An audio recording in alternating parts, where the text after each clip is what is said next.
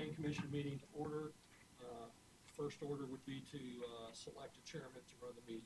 I move that we make Chuck Warren the chair today. You're not coming over the mic. Call the meeting to order. The first order of business would be to select a chairman to run the meeting. Again, I would nominate Chuck Warren to be the chair for today's meeting. I second that. I would nominate Dale Miller. Let's just go by acclamation and have Mr. Warren do it.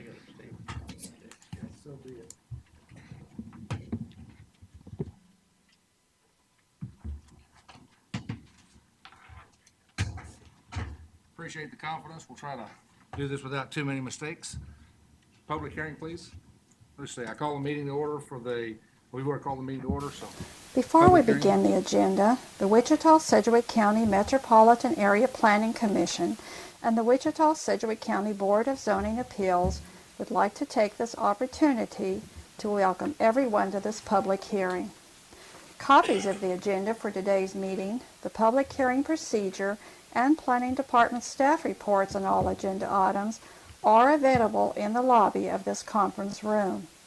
The Planning Commission's and the BZA's bylaws limit the applicant on a zoning, subdivision, or variance application and his or her representative to a total of 10 minutes of speaking time at the start of the hearing on that item, plus up to 2 minutes at the conclusion of that hearing. All other persons wishing to speak on agenda items are limited to 3 minutes per person. However, if they feel that it is needed and justified, the chairman may extend these times by up to 2 minutes. All speakers are requested to state his or her name and address for the record when beginning to speak. When you are finished speaking, please write your name, address, and the case number on the sheet provided in the lobby. This will enable staff to notify you if there are any additional proceedings concerning that item. Please note that all written and visual materials you present to the Commission and the Board will be retained by the Secretary as part of the official record. If you are not speaking but you wish to be notified about future proceedings on a particular case, please sign in on that same sheet. The Planning Commission and the Board are interested in hearing the views of all persons who wish to express themselves on the agenda items. However, we ask that all speakers please be as concise as possible and avoid long repetitions of facts or opinions which have already been stated. For your information, the Wichita City Council has adopted a policy for all city zoning items. A copy of this policy is available in the lobby. The City Council relies on a written record of the Planning Commission hearings and does not conduct its own additional public hearings on these items. The decision of the BZA is final. Any appeal of a decision of the BZA is to district court. Before we begin taking items, we'll see which items we can take by consent. Under considerations for the subdivision committee recommendations, item 2-1, item 0006, one-step final plat located near east side of South Meridian and the west of 47th Street South. Anybody on the commission wish to hear that item? Anybody in the audience wish to hear that item? Seeing none, we'll take that by consent. Item 2-2, Subdivision Committee 2018-0007, one-step final plat, Sand Crest, 4th edition. Anybody on the Planning Commission want to hear that item? Seeing none, is there anybody in the audience that'd like to hear that item? If not, we'll take that by consent. Is there a motion? Motion by Mr. McKay, second by Mr. Green. Any discussion? All those in favor signify by saying aye. Aye. Opposed, same sign. Passes. How many? 11-0. Next will be public hearing items. Item 3-1, vacation 2018-0006, city vacation of platted railroad easement on property zoned limited industrial, south side of 35th Street South, or Street North, and Comatera Drive. Anybody on the commission wish to hear that item?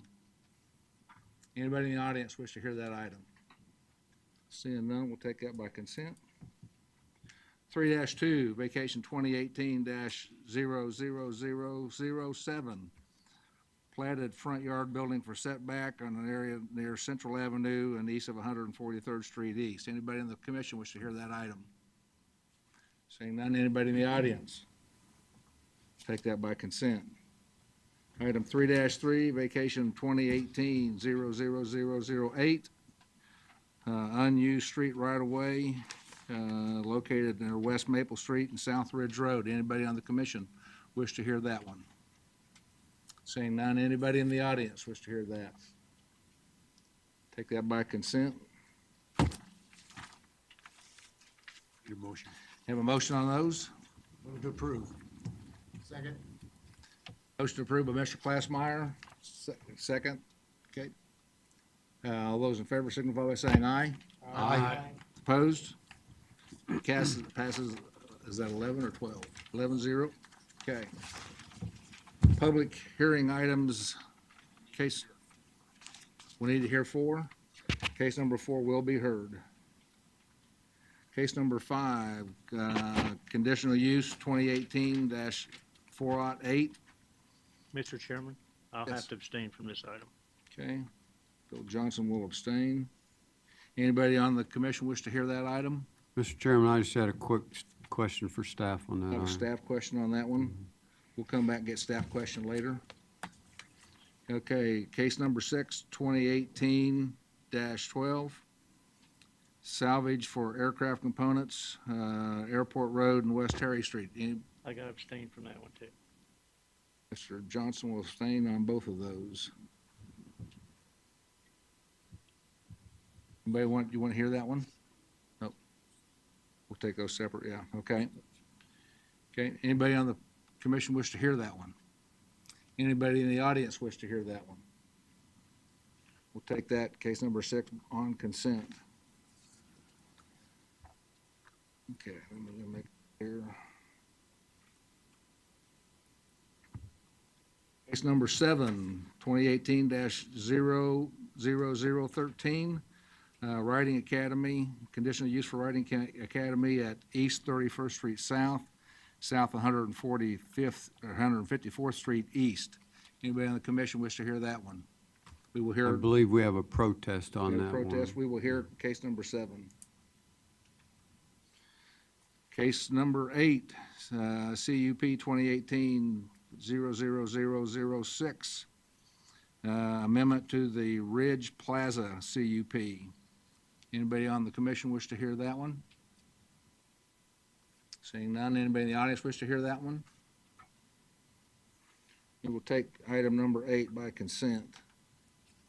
Case number 9, CUP 2018-407, amendment to Brittany Center, near 21st Street North and Woodlawn. Anybody on the commission wish to hear that one?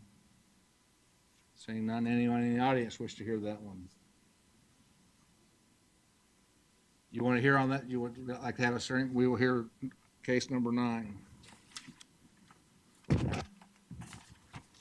Case number 10, CUP 2018-409,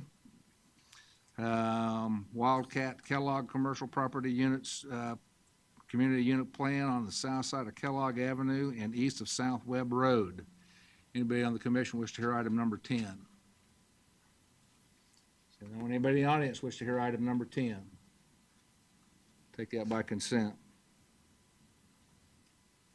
Case number 11, zoning number 2018-0002. Zone change from SF20 to single family to limited industrial, 10 acres near North Ridge Road and K96 Highway. Clarification that there was a handout that modifies the conditions, just want to make sure people were aware of that. And one of the commissioners asked me to clarify that at that particular location, K96 is elevated, and so they would not be required to screen along the south side of the property line, just FYI. Anybody on the commission wish to hear case number 11? Seeing none, anybody in the audience wish to hear case number 11? Take that by consent. Case number 12, zoning change 2018-408, from single family to general commercial, located near Douglas Avenue and West Street. Anybody on the commission wish to hear that one? Anybody in the audience wish to hear item number 12? Take that by consent. Case number 13, zoning change on 2018-00010. Change from single family to light commercial, an area located south of West Maple and west of South Julia. Anybody on the commission wish to hear that one? Staff question, Mr. We have a Chairman. staff question. We'll take that in just a little bit.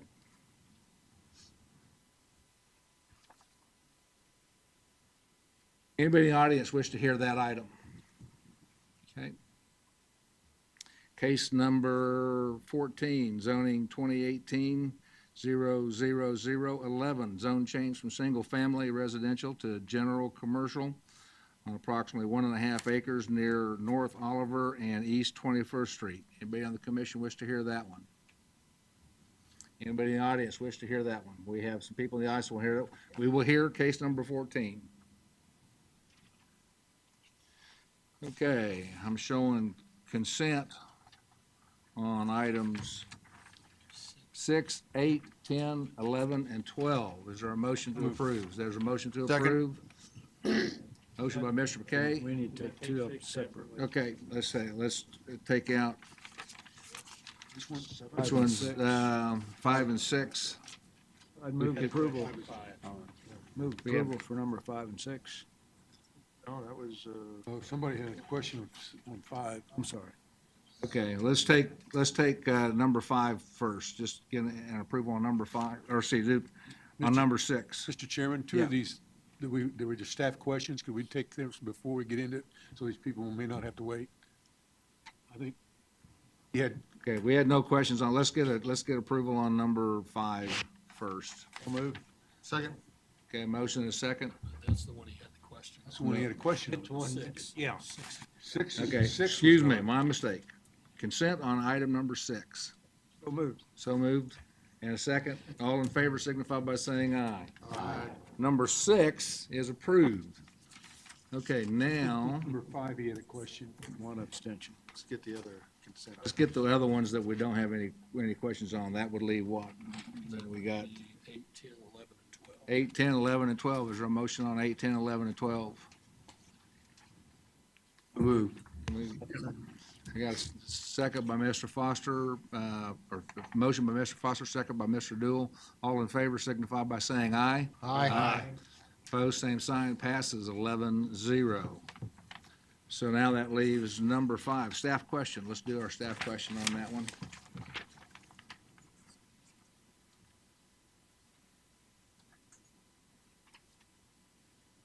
Just get the,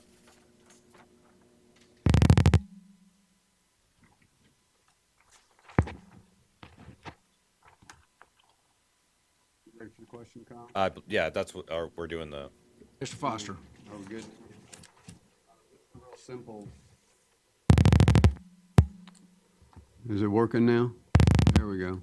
Real simple question. On the zoning plan for the side yard setbacks, it lists those as a plus or minus. And I'm concerned since there are some minimum setback requirements, the minus shouldn't be there. which part, where are you referring to? On the zoning plan diagram,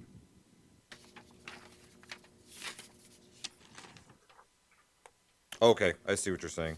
We can have the site plan amended to reflect I that. just thought that might be critical on the minimum setbacks. Thank you. Seeing no other questions, can I have a motion on case number 5? So moved. Second. Got a motion and a second. Bill Johnson will be abstaining from this one. All those in favor signify by saying aye. Aye. Opposed, same sign.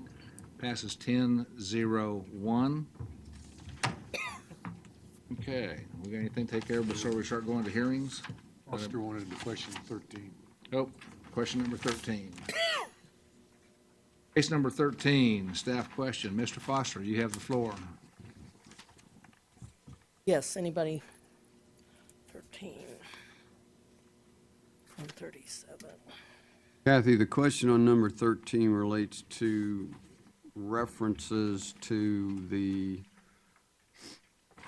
if you look at the page 2, protective overlay, and it happens in a couple spots. It says if the vacant property north of the site, but then you come down and it's in the listing for adjacent zoning and land use, it says the south of the site is the undeveloped.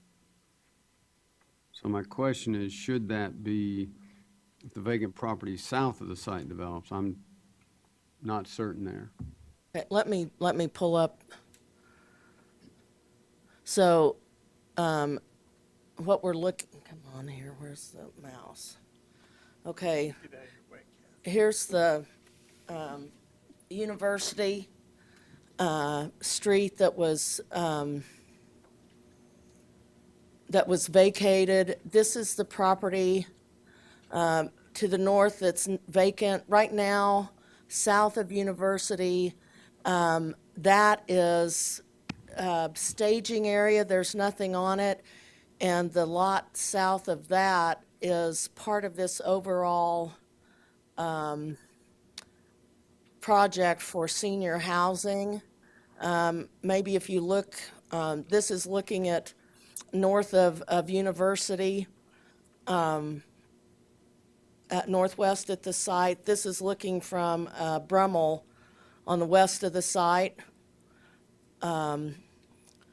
This is where University right-of-way is, and as you can see to the south of that, they did have some things stored there, but that's vacant. And then this is the senior family housing that's there, and so this is an extension of that project, and so they're requesting the same zoning with the same, the similar language in the protective overlay that was approved for this project south of the site, which is outlined here in red. Did that answer your question? No, if you'll double check the references where it says adjacent zoning and land use, and then what the text says about where it's vacant or not, that's all I'm asking. If you'll just double check and make sure that's correct information, and we don't need to spend any more time on it. Okay.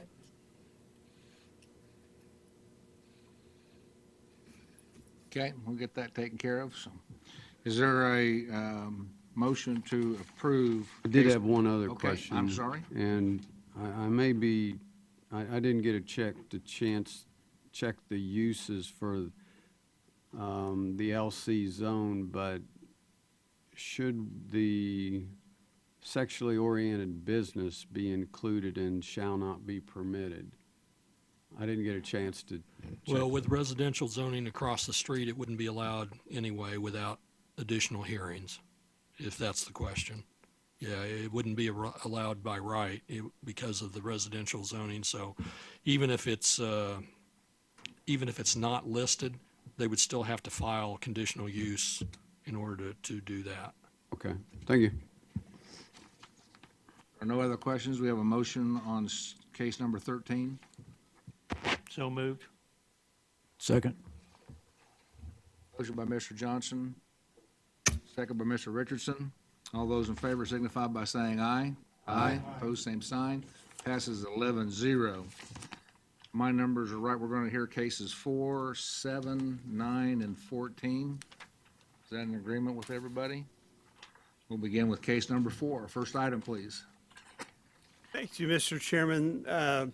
This is a return from the City Council to the Planning Commission for reconsideration on the zoning action concerning the property at roughly 21st and Oliver. If you'll recall, the amendment and rezoning was held. This was back in early February when the Planning Commission heard the request for amending the University Gardens Community Unit Plan. And you'll recall the entire presentation regarding the student housing facility that was at that location. The Planning Commission's recommendation was to approve the rezoning. You're rezoning the portion of the land that sits right east of Oliver, in front of the commercial building from SF5 to LC. The amendment to the community unit plan was for the multifamily use for the student housing. The issue was the height of the buildings. The language within the planning commission's recommendation of approval was up to 70 feet or 6 stories. If you'll recall, there were a number of renderings provided by the applicant that showed a 4-story building. When this got to the district advisory board, their recommendation was for approval, but limited to 4 stories. Got to the city council.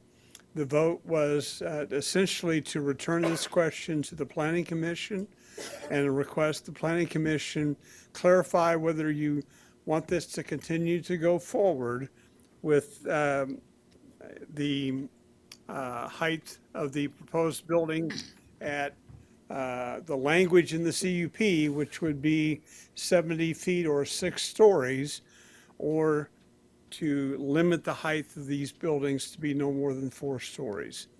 And that's the extent of this item as returned to the MAPC. So you have before you a request of the city council not to hold another hearing. It's just to clarify whether you wish to go back with your original recommendation of 70 feet or 6 stories, or to modify it down to 4 stories. And so with that, I'll be happy to answer any questions you may have. We do have one handout, an email that was received this morning from an area resident who indicates in his email that he's still supportive of the rezone and change, but no more than 4 stories. And so the issue is is on your table. This will also go again to the district advisory board for them to comment further on it. Excuse me, on April 2nd. Be happy to answer any questions you have. Questions for staff? Mr. Chairman, I'd just like to acknowledge I got a phone call on this issue. I Okay. think practically everybody did. Yeah, I I did did too. too. They didn't say what or where or anything, I mean, they did say where. They said that they lived in a housing area near that and just invited me to look around there. And I was familiar with the area anyway. A show of hands who received ex parte communication. Okay, almost everybody. Okay, appreciate that disclosure. Questions for staff? Mr. Dill? So to be clear, this is not a new application. This is an amendment or a possible amendment to an application that we already approved and sent on to the city. This has been returned by the city council Right. to the planning commission, asking you to reconsider or reevaluate whether you wish to resubmit your original recommendation or to modify it to go with the 4-story limit. All the rest of the conditions would Remain be the as we same. originally Yeah, approved. that's the only item on the table. And the wording on our original allowed for a certain At height, 70 which feet is or higher than 6 the drawing. stories. Right. So that was our original approval. So the question is, do we want to change it, or we want to approve what we, I've got a question for staff. Okay. I would like to hear what the applicant thinks of that, if he's acceptable, or is that okay? The only thing I would say is the lawyers are here, but if you hear from the applicant, then you would also have to hear from neighbors. And so you'd have to hear both sides, and that's within your authority. It's just technically, this is not a rehearing. It is simply whether you're going to reaffirm the original recommendation or modify it.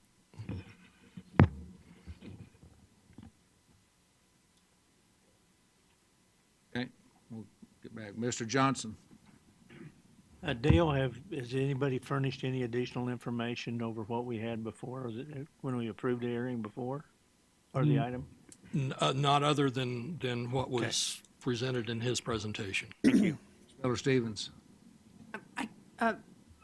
Dave, I guess I just wanted to make clear, did the city council state why they thought we needed to reconsider? I mean, Well, I did think they the have primary additional issue was, concern, or- and Dale was there, but I think the primary issue was that the district advisory board had recommended approval, but only to the 4 stories based on the renderings that were provided by the applicant. They didn't want any of the apartment buildings to be higher than 4 stories. And that was what the district advisory board recommended. Your recommendation allowed up to 6 stories or 70 feet, which is consistent with what's been done in other areas. And so, and I don't have the details of how tall some of the buildings are proposed over at Wichita State, but I've been told it's higher than even 6 stories over there. So the issue became, from the city council's mind, I think, in that the councilman from that district, Councilman Johnson, initially made the motion to go with the district advisory board recommendation. That motion failed. And so the motion was made to return this to the planning commission so that it goes through this procedure. Technically, once the planning commission rehears the case, it goes back to the governing body, and then it's a simple majority for them to take action going forward from there. Mr. Newell. My thoughts on this are that if the city council thought it was significant enough to send back to us to reaffirm this or make a different choice, that we ought to allow the applicant and the folks that are here, since there's a number of folks that have shown up, to make comments on this. Other staff questions? Yes, Mr. I Hartman. wasn't here when the first hearing was presented, but was there discussion about the height of the buildings at that time? Yeah, my recollection, there was height, we talked about it, we were aware that the rendering was different than the wording that we were approving. Was there opposition at that time? Not that I recall, but that's my recollection.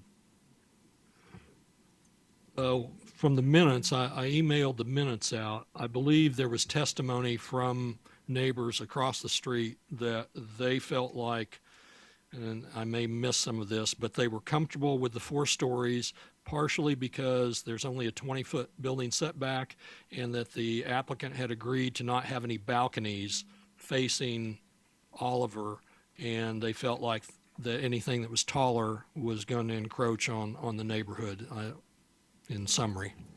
I think we're at a point that we'll need to have a vote from the commission as to whether or not you want to open up for comments from the applicant and additional testimony from the audience. So is there a motion?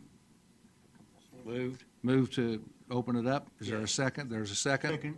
There discussion. Okay, the motion is to ask the applicant to make a presentation and then open up for a public hearing. All those in favor of the motion signify by saying aye. Aye. We'll do a show of hands. Those in favor of opening it up, show of hands. 1, 2, 3, 4, 5 in favor. Those opposed? 1, 2, 3, 4, 5, 6 opposed. So the motion fails. Comes back now to the commission for, The only thing that we're considering is whether we send back our recommendation or take the recommendation of the dam, correct? You could recommend a different height, but essentially, I think you're really only looking at those 2 choices. Is there a certain number we have to reach for reconsideration? You mean in terms of More, votes? more than just a majority? No. Okay. motion to affirm the original statement, or is there a motion to amend the original decision? Mr. Foster. Mr. Chairman, I will make a motion to amend the original submittal to the governing body and recommend we proceed to approve the DAB recommendation. Okay, there's a motion. Is there a second? Clarification, this motion said the governing body, what the governing body? No, the motion, I believe, was to reconsider for the governing body and then to affirm the DAB decision. Is there a second to that motion? A second. There's a second. Okay, discussion on the motion. Make sure what is the recommendation of the DAB was in. The recommendation of the district advisory board was to approve the rezone and the amendment to the CUP, with the only change being the height of the apartment buildings being no more than 4 stories. there was no dimension, it was just 4 stories. Okay, so everybody's aware of that. Discussion on the motion. Seeing none, we'll bring that to a vote. Those in favor of the motion signify by saying aye. Aye. Opposed? No. No. Show of hands. Those in favor, show of hands. 1, 2, 3, 4, 5. Those opposed? 1, 2, 3, 4, 5. Motion fails. 5 to 6. Make a motion, we send it back to the city council with our recommendation. Original recommendation. Is there a second? Second. We have a motion by Mr. McKay, a second by Mr. Green. Further discussion? Clear, this is to reaffirm the original decision made last time we met on this. Those in favor signify by, let's go a show of hands. Those in favor signify by showing hands. 1, 2, 3, 4, 5, 6, 7, 8. Those opposed? 8, 3. Motion passes. Next item, please. Be item number 7.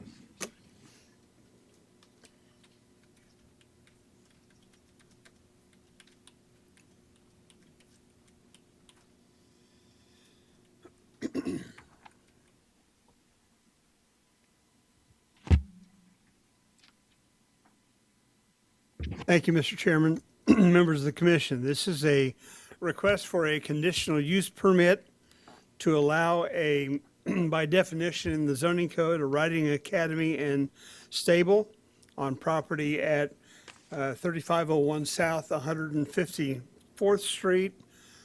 We are dealing with property, here is the county line, 31st Street South, 154th Street is a dead-end road that comes south off of 31st Street. And the property, the applicant's property are 3 lots. This entire subdivision is not platted, so this is not a platted subdivision. These were lots that were carved off back 30-some-odd years ago or longer off of the, and 154th Street was created in the process. But these are roughly 5-acre lots along 154th Street, and you can see there's also similar-sized lots that face off of the west side of the 159th Street to the county line. This applicant owns 3 of those lots in this configuration, as well as a larger pasture that is behind the ownership. The aerial photo shows the combined total is approximately 50 acres, all told, in this application. It had been developed by the previous owner over a series of time into a horse facility. You can see the larger building at this location. That's a large riding arena that was built on site, and there, we do have records at the county of the permit for that facility.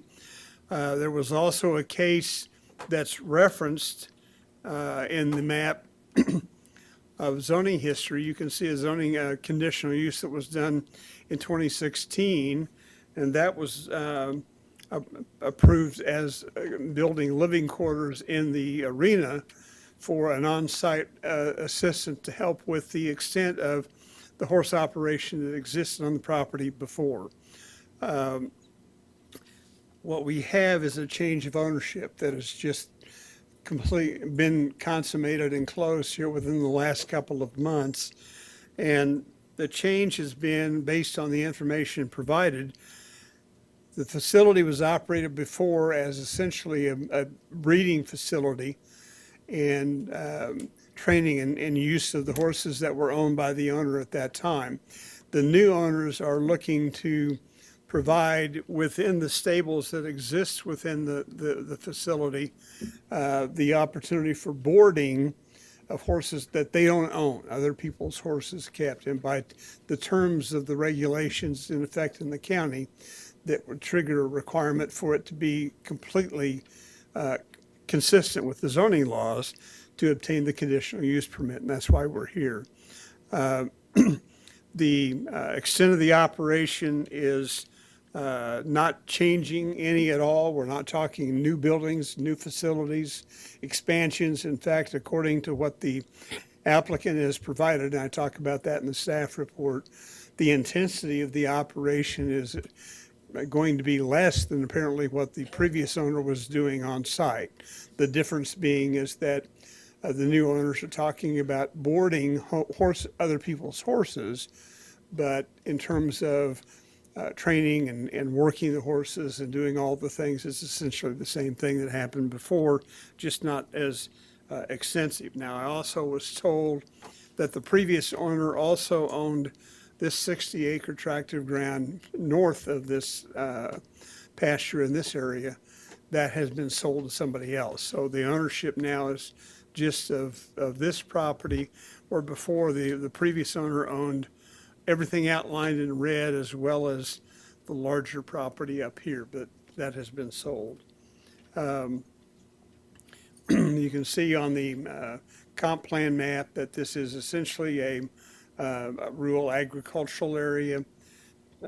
This is kind of a sketch of what the applicants have submitted with their application, showing the extent of the operation. This is all pasture land.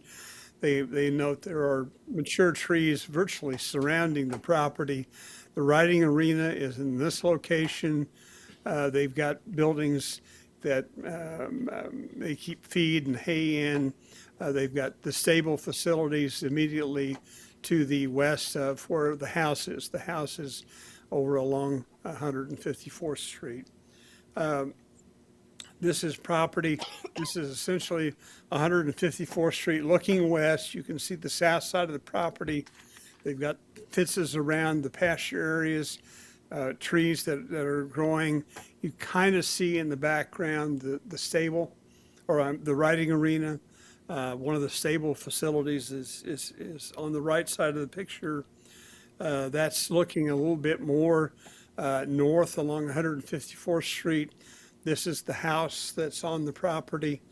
That's the drive entrance into the developer area. The house is immediately to the left of the driveway. You can see not only the sign, but also a fenced area in just to the north of the driveway that has been used for some riding. And they actually have, the previous owner had that area with some lights for some ability to do nighttime riding in that area and other uses that go on. This is also another shot looking, actually I think that's looking south along 154th Street to the dead end of the property. Again, all the land in question is to the right side of the picture. This is looking east across the street at the other property on the other side. No, that's actually the better shot, looking east of where we're talking about. We have outlined in the staff reports the conditions that we're talking about relative to the operation. No commercial uses, no rodeos or large events that would be held that would attract large crowds. I know the applicants are here and they're prepared to talk about the extent of what they're discussing. We have complaints that have come in, and Mary, if you want a couple of letters that showed up yesterday from neighbors that are in opposition, and I don't know if those folks are here or not, but these are the letters that they provided that are in addition to other documents that we've provided to you in the packet. So that's the extent of what we're talking about here. I'll be happy to answer any questions as best I can. So, Questions for staff? Seeing none, thank you. The owner or applicant? How much time they got? you have to Go the come up podium. here. You have 10 minutes. Please state your name and address for the record. Please, sir, and this is for everybody. We do record this, and so if you could make your comments from the podium also. Okay. If you need to use want to show us anything on the map, there's a mouse right there at the podium that you can use to direct us, because we do record everything, so. Jeff Dreiling, 3501 South 154th Street East, Wichita, Kansas 67232. The staff report is pretty accurate that Dave just went over. We just bought the property in January. We will be living there on site as well, and want a quiet place in the country. The property already has 2 stables on approximately the front 15 acres. We have about 30 or 40 acres of pasture and grazing, hay area in back. We just wanted to make sure we were in conforming to the current zoning laws. So that's how we arrived at this. We're just wanting to board a few horses to help pay for taxes, insurance, and utilities and things like that on the property. It's not a primary source of income for us. The property is fully fenced all the way around and heavily treed. The lighted arena is enclosed, so light during the nighttime hours does not project outward. No rodeos or anything like that will be held on site. Any borders we do have will remain within the fences of our properties at all time. There will be no riding in the street or on anybody else's property around there. There's currently a boarding stable just west bordering our property. There are also boarded horses just east of our property across the street, a couple of them. And there are also horses to the north of us, so it's a pretty horse-friendly area. We feel there would be little to no negative impact on the neighbors, at least for the plans that we have of the place. We're not planning on having any large trucks or lots of things, deliveries or anything like that. We're planning on keeping things pretty small. If our neighbors ever have any problems, anything that we're doing, hopefully they can contact us. We will handle it quickly and as best as we can. We're just there to enjoy a nice country home too and want some additional income to help pay for it. That's basically what we're. Questions for the applicant? Mr. Foster? Just some fine questions. Would you consider this, you mentioned a boarding facility, would you consider this a riding academy? The riding academy that came up to us by definition that we were sent by Mr. Yearout on what we were doing. It just says riding academy / stable. So I don't really know what defines a riding academy. We're definitely more in the stables than, we're not going to be, giving lessons and all that kind of stuff. So that's kind of what I would view a riding academy as. Second question is, about how many horses do you think that might be at any It's given hard to one say. time? We currently have 24 stables total on the property, and we don't intend on being full, but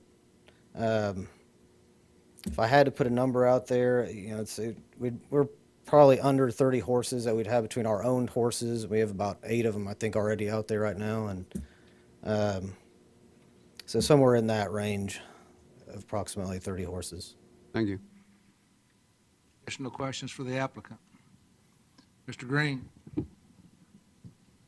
What is the purpose of the arena that you have? What are your intents and? For the boarders to ride inside of it and practice things and dressage, other horse-related activities.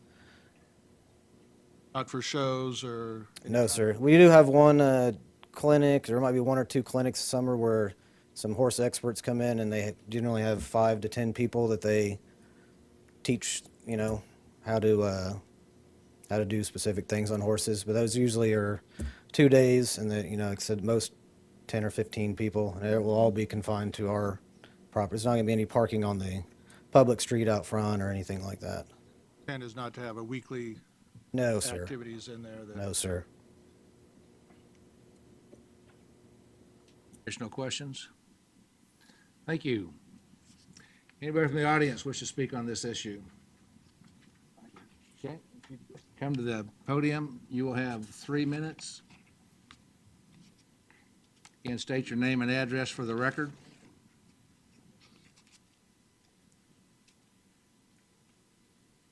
My name is Barry Inman. I live at 3443 South 159th Street East, Wichita, Kansas. Did you say there was a mouse up here? I could show you where my property is. Let's see if I can find it. It's so much smaller than his. I'm right here on 159th Street. But the back of my property I can see his house. Okay? I don't really have a problem with this riding academy. Not at all. I have horses myself. The only thing I had a problem with, I guess, with the previous person actually had in-house people living there at the facility taking care of their animals. And they were illegal aliens, okay? Spoke no English and would come over to my house looking for their dogs that got loose, German Shepherds or whatever. And the lady said she lived there for free. Her husband did maintenance for free. They got no pay, and she could barely speak English. Luckily, I could speak Spanish, just enough to get by to find out she actually wasn't supposed to be here.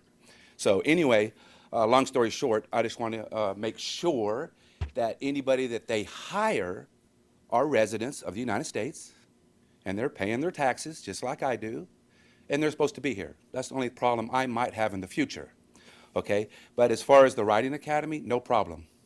I did notice in the past, too, that sometimes she would have her stable hands take horses out onto the road to keep them in shape, and because these weren't riding horses, these are actually breeders, and she would have a John Deere Gator or something to that effect, and they would, heat up the horses on the pavement, which was some kind of very dangerous for us out there riding around. But she'd go around the block with horses, and I want to make sure that that doesn't happen.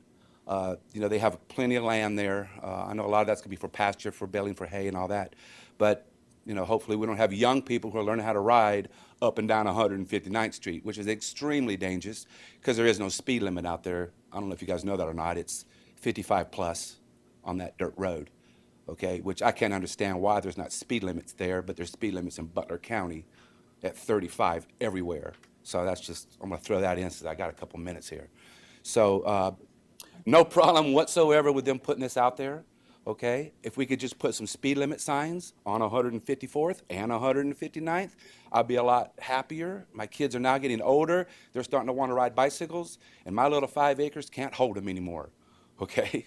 So that's basically all I have, except for the fact is, kind of question is how many people are going to be working there, how many additional cars and trucks are going to be coming up and down, that area, because now we have a brand new elementary school, brand new high school, which is about an extra 3,000 or 4,000 people coming up and down 31st Street. So just want to throw that out there. As a resident, I am going to, my other neighbors couldn't be here today. They have to work for a living.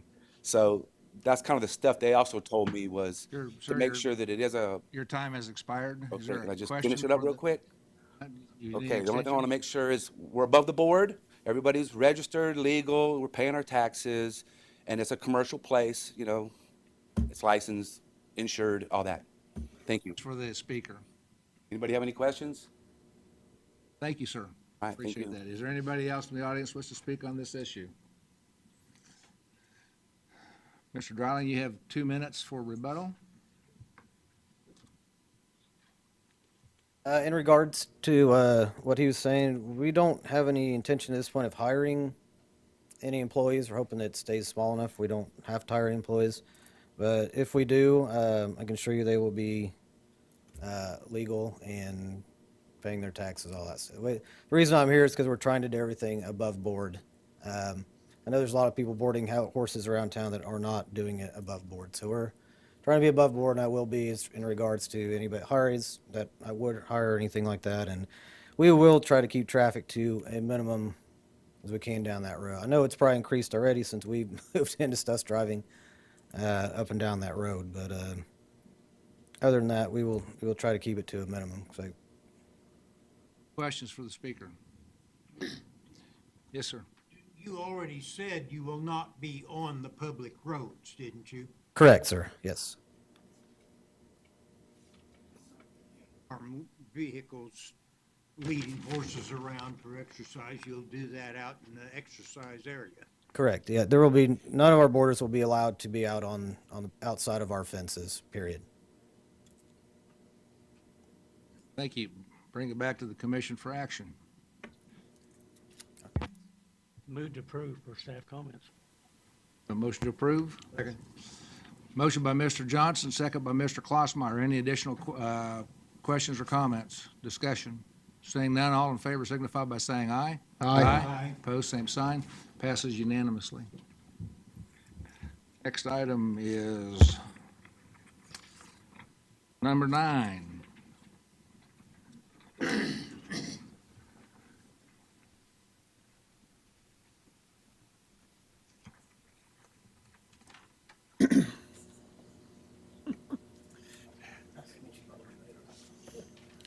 Thank you, Mr. Chairman.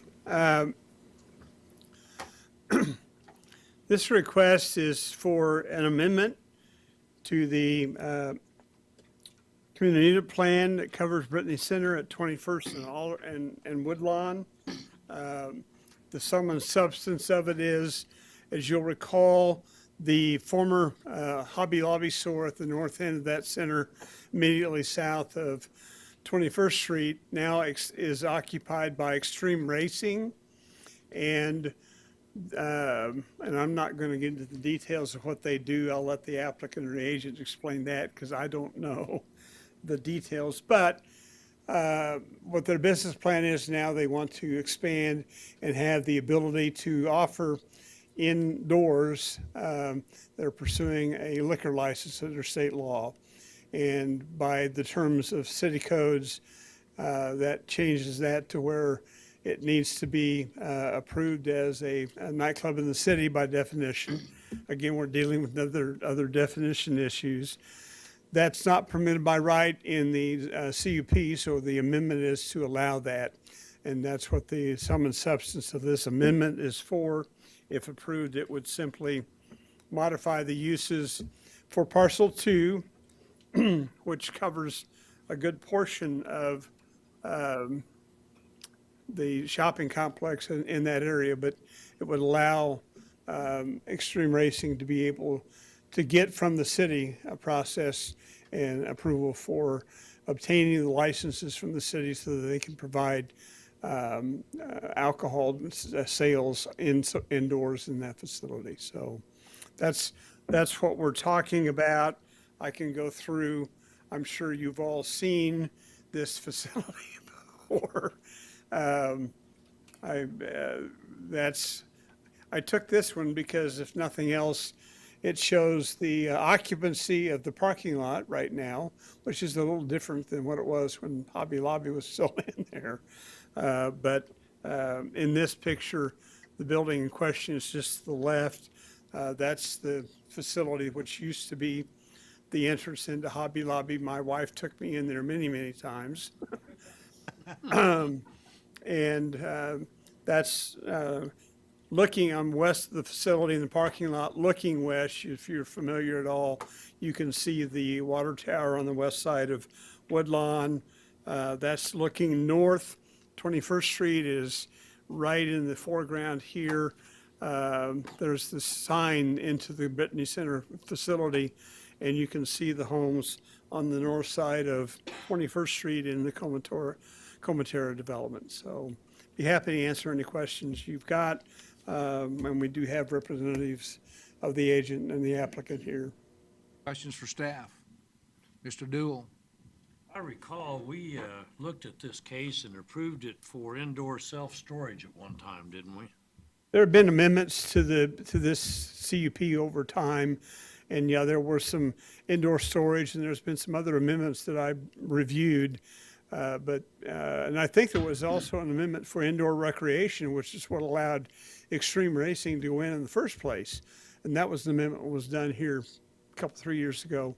But we're just now dealing with a business model plan change where they're wanting to provide the indoor facilities, alcohol facilities, and to get the license. They qualify for the license in every other way, except that the CUP restriction doesn't allow city staff to be able to issue that. Questions? Ms. Miller-Stevens? Dave, does this area include, I know in Brittany Center there's an area to the south that has restaurants, and I think even with this building there, at one time there used to be a bar there. Are those included in this, or is that stop at the I know parking there's lot or some what? facilities, and I think there's some activity on some of these other parcels where there's a facility that a restaurant and bar, but they're a different parcel and have different restrictions on it per the CUP, as I understand it. We're dealing just with parcel 2, and I think there's even a greater range of uses allowed on parcel 3, which is further south around where some of those other facilities are. I know that the little restaurant that used to be south of Hobby Lobby, we also frequent a lot, but they didn't serve alcohol back in that time. Additional questions? Okay, thank you. Agent or applicant, please.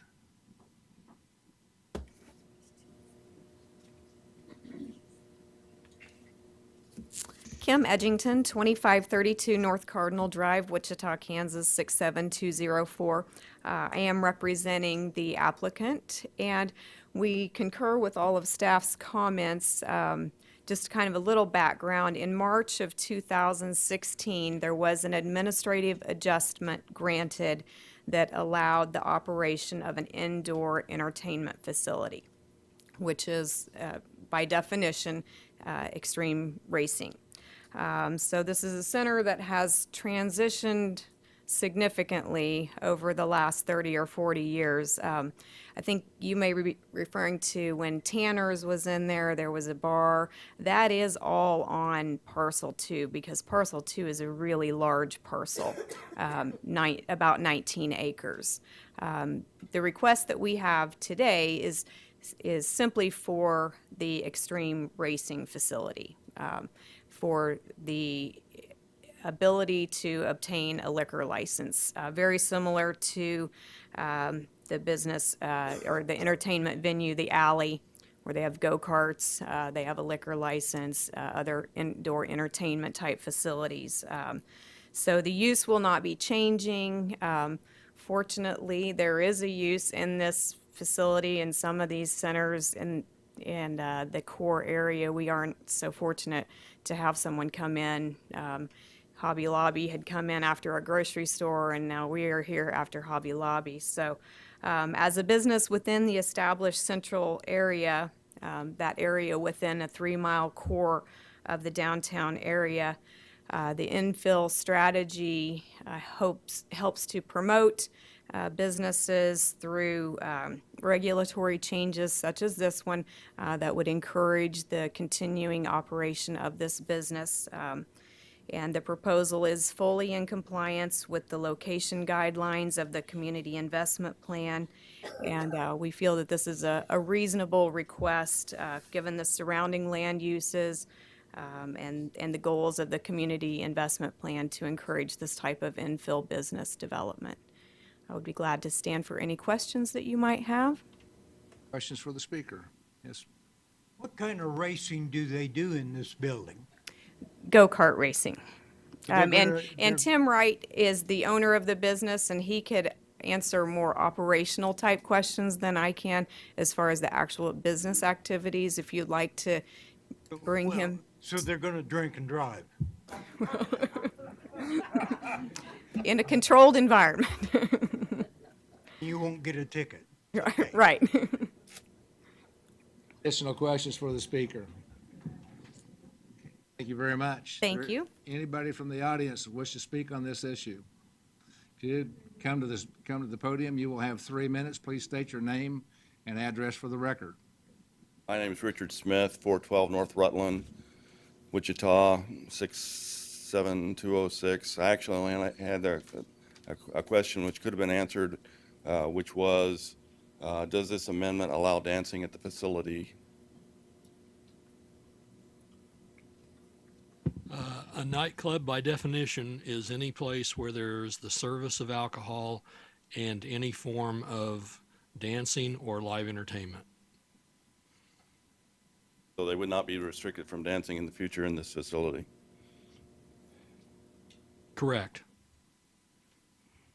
Doesn't And- sound like the business model does that, but the approval would allow, if they were to move out, someone else could move in and operate a facility like you're thinking of. Is that the intent of this board, to allow that to happen without subsequent review? Question for us to decide today. Mr. Foster? Dale, would you assist by defining dancing, please? Well, I believe the code says it's whether it's dancing by patrons or by staff. For example, if you remember, line dancing at the Texas Roadhouse at the last meeting, triggered them to be, to get a nightclub in the city approval.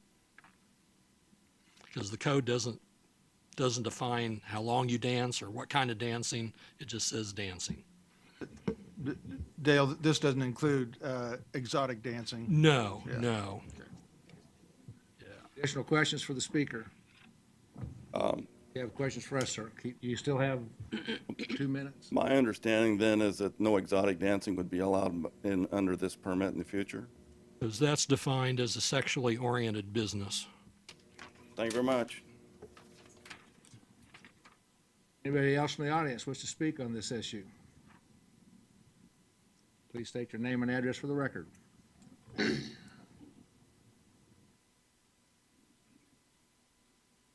My name is Marianne Haptamariam, 2525 North Pershing, Wichita, Kansas 67220. I was wanting to know, since this is extreme racing, and I know children also can ride the go-karts and the fast karts, will there be a separation between the drivers that are drinking and the kids that are also participating in that same facility? We'll ask the applicant there. Is there any other questions that you have? No, that's it. Any questions for the applicant or for the speaker? Okay.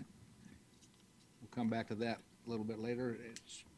You have the floor, sir. Please state your name and address for the record. Oh, is this the applicant? Yeah. If you would wait, sir, till we make sure we've got everybody from the audience to speak, and then we'll give you an opportunity. Anybody else wish to speak?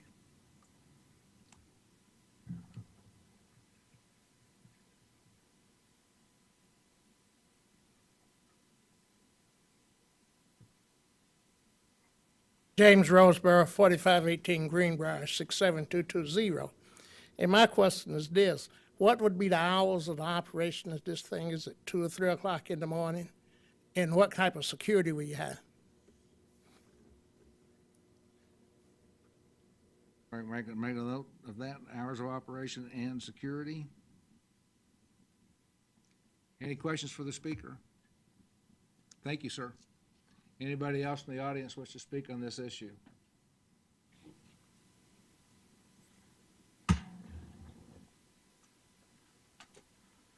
Seeing none, who wants to do the rebuttal, the applicant or your agent? Please state your name and address for the record. You have 2 minutes. My name is Tim Wright. My address is 8333 South 5th Street, Broken Arrow, Oklahoma, 74011. Hours of operation are 11 a.m. to 10, Monday through Thursday, 11 a.m. to 11, Friday and Saturday, and noon to 8 on Sunday. So we're not open late. We won't be open late. The only time we would ever be open late is if we do a lock-in for a church group and they want the facility at night. That's the only time we'd be open late. As far as intermixing youth and adults on the track, we do not do that because the adult cars do 45 miles an hour. The youth cars aren't even close to that. We will not intermix them. We will let a family race together, but they have to be a family. It can't be intermixed with other people outside that family. That answer security. Security, I mean, we don't have security issues. Our employees take care of security. We don't have security on site. Questions for the applicant? Thank you, sir. Appreciate that. Bring it back to the committee. Mr. Johnson. I got a question for Mr. Yearout. I'm just wondering if he's going to enjoy going and riding his go-karts and drinking some beer. Well, if you would like to put a condition that we have to go out and do a performance standard check, we'll be happy to do that. I can take my grandkids out there. We have a motion. I move we approve per staff comments. Is there a second? Second. Motion by Mr. Green, second by Mr. Johnson. Additional discussion. All those in favor signify by saying aye. Aye. Opposed, same sign. Passes unanimously. Item number 14.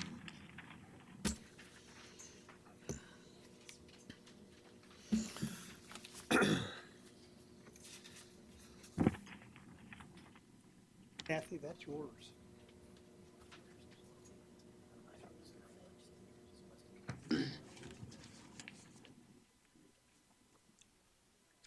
I'm 14. You were 13. Sorry. I was trying to pass that off, sorry.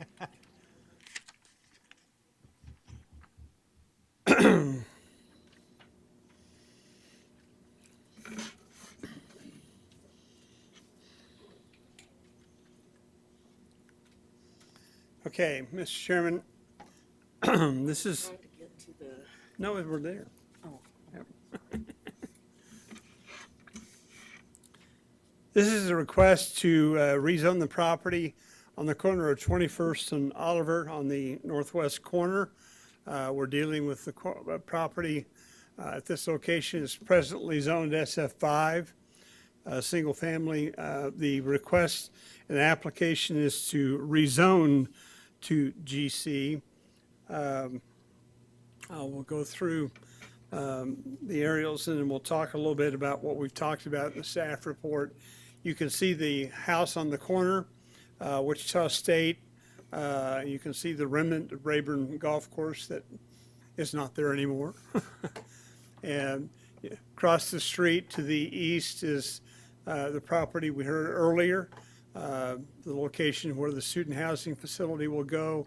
The corner on the northeast corner of 21st and Oliver is now occupied by the Quick Shop. You'll see those in the aerial photo in a moment. Significant improvements have been made and completed for 21st Street, also for Oliver, and the entire intersection has been rebuilt. The comp plan shows this to be well within the established central area, also in an area that envisions residential and employment mix. Consistent with the concepts of future development within the city. This is a site sketch that was provided by the applicant. As you're well aware, this type of information is not required on a straight rezone request. However, the applicant did provide a layout showing how they would envision on this roughly 1.5 acre parcel, placement of an L-shaped building to the north and west side of the property, with the parking more oriented towards the intersection of 21st and Oliver. The main thing on this is you can see by this sketch, the aerials show where the current drive entrances for the house occur. The layouts envisioning that new entrances would be gained to both 21st Street and to Oliver. In talking with traffic engineering, they did note that yes, as modifications would come forward, they would restrict access for right in, right out only. The improvements from the medians on both Oliver and on 21st Street pretty well preclude open left turns. You know, if you're eastbound on 21st, you're not going to make the left turn in here. You'll have to make other arrangements, and same thing as if you're on Oliver. This is a photo actually taken. I'm at the corner of 21st and Oliver looking west, and here's 21st Street. Wichita State is on the left-hand side. The property in question is right here in the background, and you can see the extent of the improvements in the intersection, the raised median that would make left-hand turns off of 21st Street difficult to do, the raised median on Oliver that make it very difficult to do that. That's why the restrictions on right in, right out are in play. This is the same general location. I just turned my old fat body a little bit to the left and took a picture looking southwest and towards WSU's facility and across the intersection of 21st and Oliver. That's looking due south. You can see the church property that's on the south side of Oliver, or 21st Street on the east side of Oliver. This all is zoned single family, but we have a church on the corner. This is looking back to the east along 21st Street. You can see here on the left-hand side the improvements that were made on the edge of the Quick Shop property. In fact, that picture looking north along Oliver, and you can see on the right-hand side the Quick Shop, the new convenience store that's on the corner of 21st and Oliver. That's a picture towards, I'm still standing on the corner looking across Oliver And this is the house that sits on that corner of 21st and Oliver and is the subject of this rezone. The recommendation in the staff report is not to support the GC zoning. We're recommending LC limited commercial. We're also recommending the establishment of a protective overlay that effectively puts the same restrictions on the property that exists on the University Garden CUP for all the LC property in terms of uses that are permitted and some other performance requirements as this develops. As in the conversations with the applicant, we noted that had this application been of a larger area, the 6 acres is the magic number, it would have been required to be a part of a CUP, and all those restrictions would be in place. That essentially the PO is a process by which we try to put the same guidelines on how a property develops when it converts from residential to commercial uses, but it's not large enough to reach that CUP threshold. So that's what we're recommending. I know we have the applicant and the representatives that are here, so I'll be happy to answer any questions you may have. Are screening walls required then with this? We've not specified anything. There are, not in terms of screening walls, no, we didn't talk about that. The regulations themselves, because the property abuts residential property on the north and the west, screening is going to be required for any commercial development that occurs in terms of the site development. And there's already pretty extensive improvements. I don't know if the picture really shows that. No, it doesn't. Perhaps the aerial will pick up a little bit. There's a lot of mature trees and other things that already exist along the north and west side. But they will be required when they come forward with building permits to meet the standards of the city's codes with respect to screening and other improvements of that nature. Now, they may come in with fences as opposed to a wall, but no, we did not recommend a wall. Questions? On the innovative area there of Wichita, is there the restriction of right in, right out only on it? On which property? On the Wichita U property at that corner where they have the innovation centers. The old Bradburn golf course. Well, I'm not sure how much they've got in terms of entrances coming off of 21st or Oliver. I think they've got the stuff I'm familiar with further to the south is a lighted intersection. I don't know that they've got drives coming in that close to the corner off of the university. I just wondered if you limited them as much as you're limiting this from. Well, to a certain extent, you've got the entrance going into the University Gardens property further to the north on the east side of Oliver, and they have the ability to do left turns. It's not a controlled intersection with a light, but that's beyond the end of the median that was built. Okay. And the stacking for the left turn bay along Oliver in this location, I think you can turn lefts coming out of the entrance on 21st further to the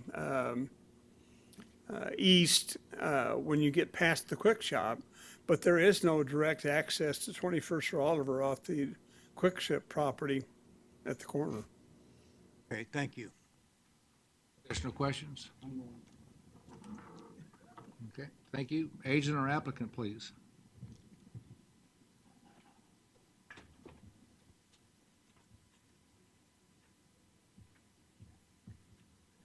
Scott Service with Cobb Valley Engineering, agent for the applicant.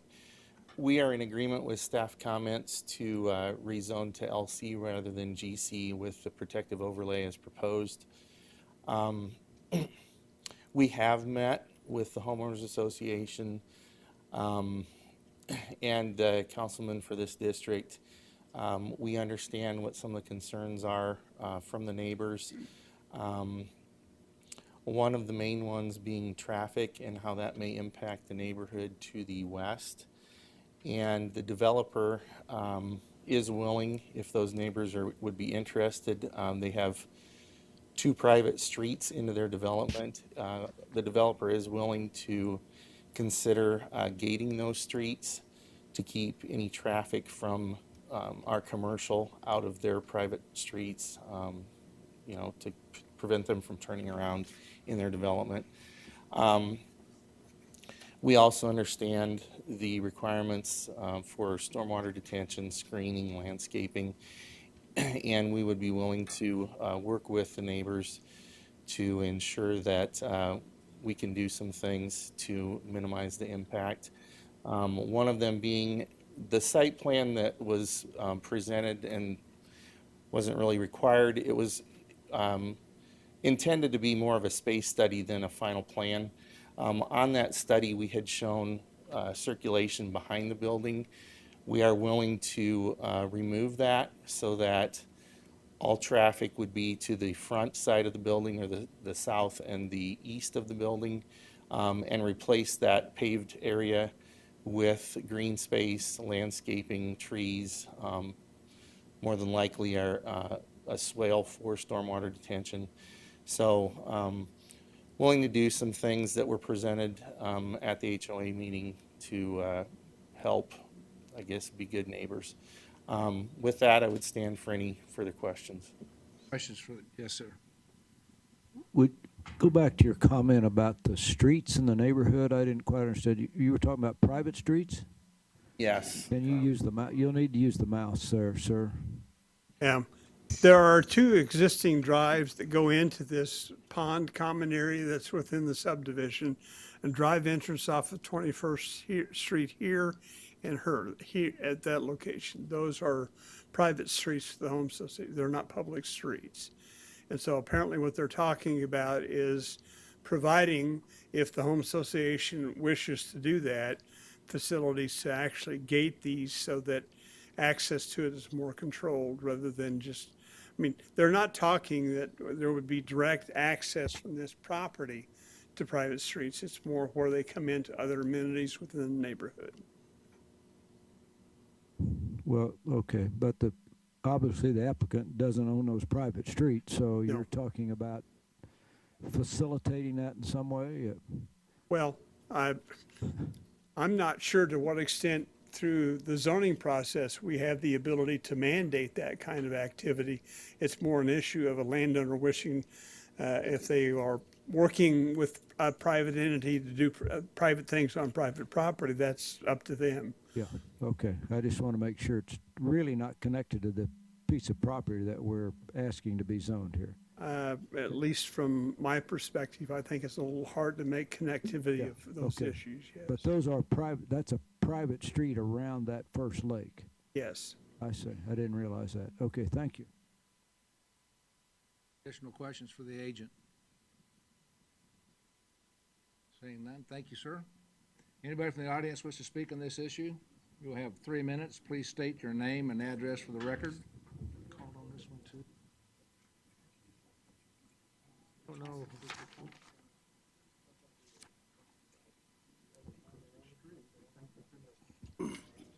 Good afternoon. UL Rip Gooch, number 12 Crestview Lakes, the person that sits right next to this, and this development that has been going on for the last year has inconvenienced me considerably because of the intersection, but they did a beautiful job and we're glad to see it there. But what it did do was make it very clear that that property at the corner of 21st and Oliver is commercial property already. It's just not zoned that way. The property that is being requested a zoning change on, though, creates a problem in 2 ways, so far as I can see it, and I think many others. When we attempted to zone these 2 pieces of property together, 11 and 12, we were assured that the necessary effort to get any business to develop that to any considerable good to the neighborhood would have to be something that would take 2 lots. And so we attempted to get a zoning change for number 11 and number 12, and it was turned down. But it was turned down after having two different appraisers come in and look at the properties and to tell them how much it was going to be taken off of these properties to make the interchange, the beautiful interchange that it is, and that property should be commercial because the amount that is going to be left would be only enough to make a commercial development if it is both put together. So in this case, I would be very favorable to something nice in this corner property development that would be practical for the area and give a beautiful decoration and back set.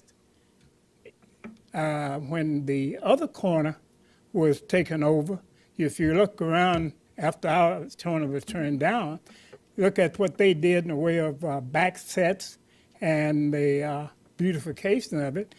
And I sit there looking at that each day. I haven't moved. I haven't abandoned my house. But it makes it look not too bad, even though I can wake up at night and go through the house because I got enough lights in there coming from across the street.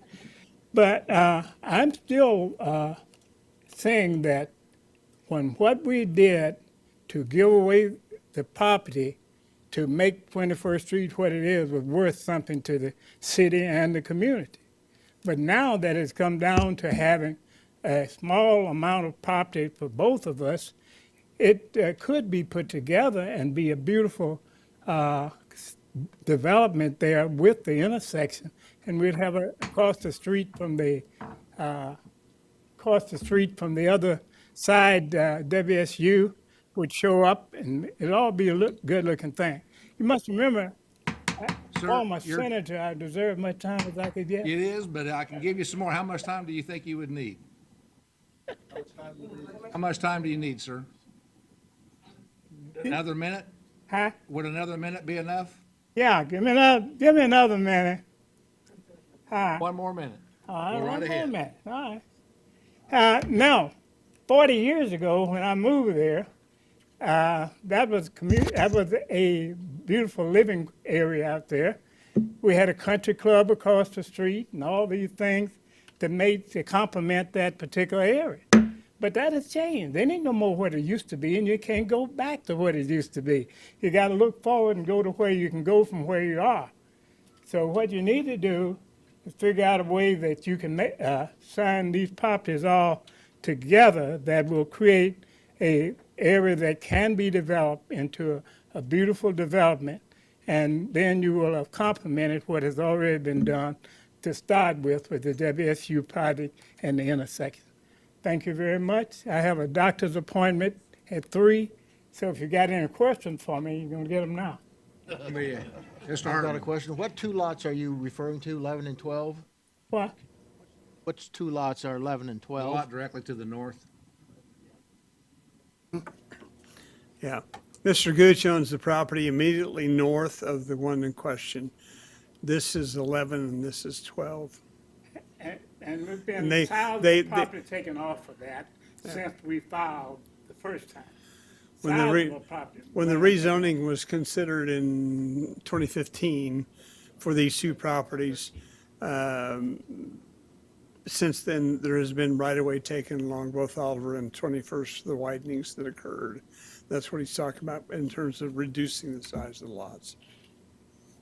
We're only rezoning the corner lot, not the one to the north. This request is only the corner lot. 3 years ago, it was both lots together. And I'm opposed to it other than the two remaining together as a development. Thank you, sir. Other speakers? Yes.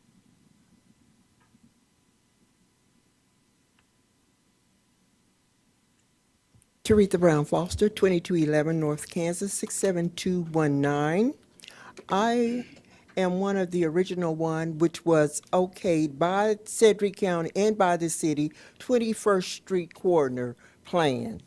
And we're going to be looking at this, everyone that live along 21st Street. I am in agreement with Mr. Gooch. I don't see how on just one property there, you're going to be able to put anything there that is going to be agreeable to the community there. We're so happy and glad about what have happened to Wichita State University. That house is already commercial. Looking at that house there is out of place, way out of place. And in order for anything to be done and to make sure that WSU and 21st Street corner, our plan that we did have in that, okay, you do need to consider both lots. I'm talking about Mr. Gooch and the Marks, I believe, those two going that way. Driving down and redirecting traffic in commercial, in residential area, that's not going to look too good on 21st Street either. But if you take both property there, you'll be able to alleviate the traffic problem and everything. Now, if both properties are not considered, then I will take it to the community and all up down 21st Street, because that is in that 21st Street corner plan. We're not just gonna have some junk put right there and everything congested right there on that corner. And there's no way that any business or anything you can put there right there at that house. And I know it very well right there on the corner. You're gonna need to consider both properties, and I'm talking about, when I talk about both property, the Marks house and Mr. Gooch, that property. I stand for questioning. Questions for the speaker? Seeing none, thank you, ma'am. Other speakers?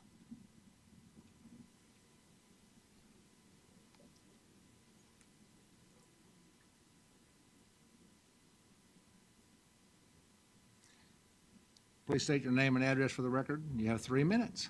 I'm Benita Gooch, 1301 North Cleveland, former resident of 12 Crestview Lakes.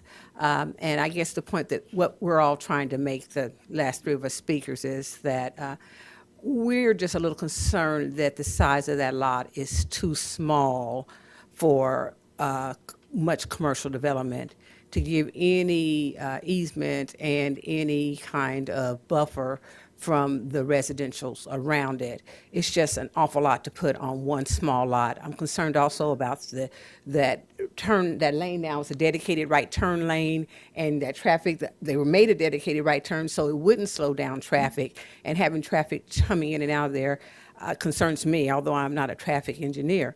But what we're talking about then, if we get rid of the back drive around and all you have is green on the back, then you have, where's the trash going? You know, how are we loading in and out during the day? Seems like it's going to be really kind of tacky. So I think you do need that back area, and you need the buffer, which to me means you need more space to do any kind of real development. And then you're not congesting back on Crestview Lakes, as well as you're not congesting on 12 Crestview Lakes. So my recommendation is also, I just think, yes, we were here several years ago because we think that's commercial. We believe the area is commercial, but we're just concerned that that one lot is just too small, especially now that it's even gotten smaller when the easement was taken for developing much of a project that would be really amenable to the community and a real service to the community. So that's our concern. Questions for the speaker? Mr. Foster. Ms. Gooch, do you know why the second parcel is not included in this application at this time? Well, we were a little surprised when it came up ourselves because we had been working together. We thought we were coming back together, and we were just as surprised when they came by themselves also. So we would like to go ahead and add ours, but we couldn't get ours added in it at the same time because by the time we got a notice, the hearing was already set, so anything we would have done would have come later. We are still wanting to get that rezoned, but we can't, we could not do it in time for this. So, yeah, we were very surprised when we got the notice because we thought we were all going to come back together. Thank you. Next speaker, please.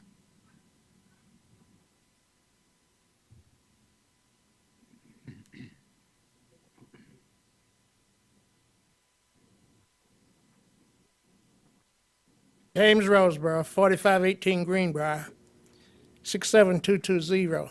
I'm the president of the Northeast Heights Neighborhood Association. and that corner falls under the boundaries of our neighborhood association. Also, the property across the street does also. And I sit here today, and I've heard, I think, some untruths. I sit here and I look, we tried to develop the east side of that street, 21st and Oliver, for years. I've seen this go from a 4-story to a 6-story that's going to be out of whack with everything that's in that area. Another thing, our neighborhood to the west of 21st Street's got nothing to do with WSU. The hotels and the things that's planned to go in there, the 6 stories, that's not in our neighborhood. I'm here, I don't know what's right or what's wrong, and whatever the neighborhood wants up there, I'm for it. But also, I just want to say this. Take into consideration the property that the Marxes and the Gucci's gave up, that didn't benefit Northeast Heights neighborhood. That benefited WSU and maybe the city of Wichita. I can't even say if it's going to do that because there's so much building going up that street. It's not funny. You go all the way up the Woodlawn, they'll program another 120 departments up there. I go down to the north on Oliver, we got the Grove. You go up to K96 and you got something up there called the Loft. How many apartments do we want here in this city for a university? We don't know if it's going to grow or not.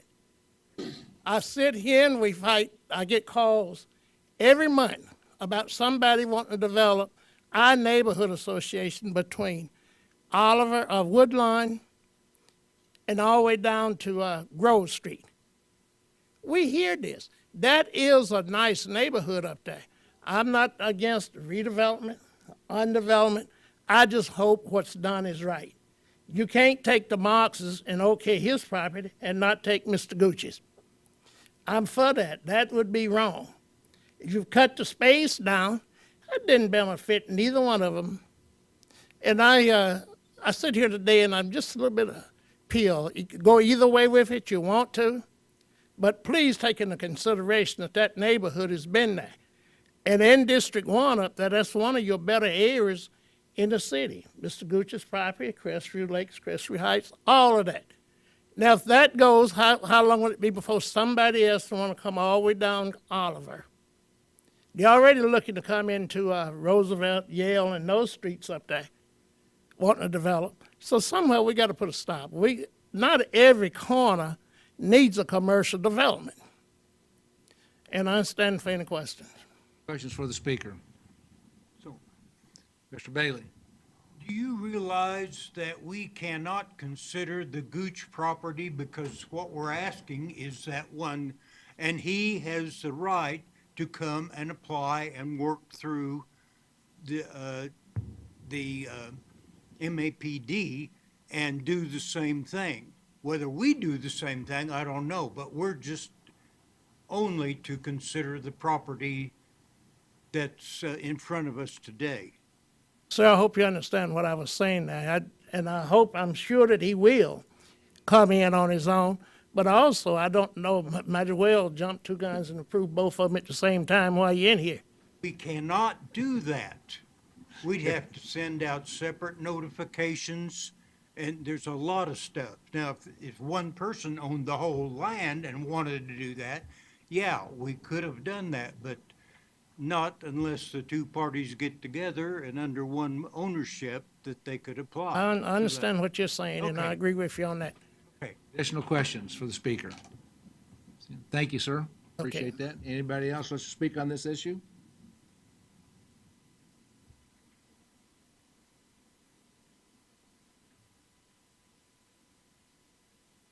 Please state your name and address for the record, and you'll have 3 minutes.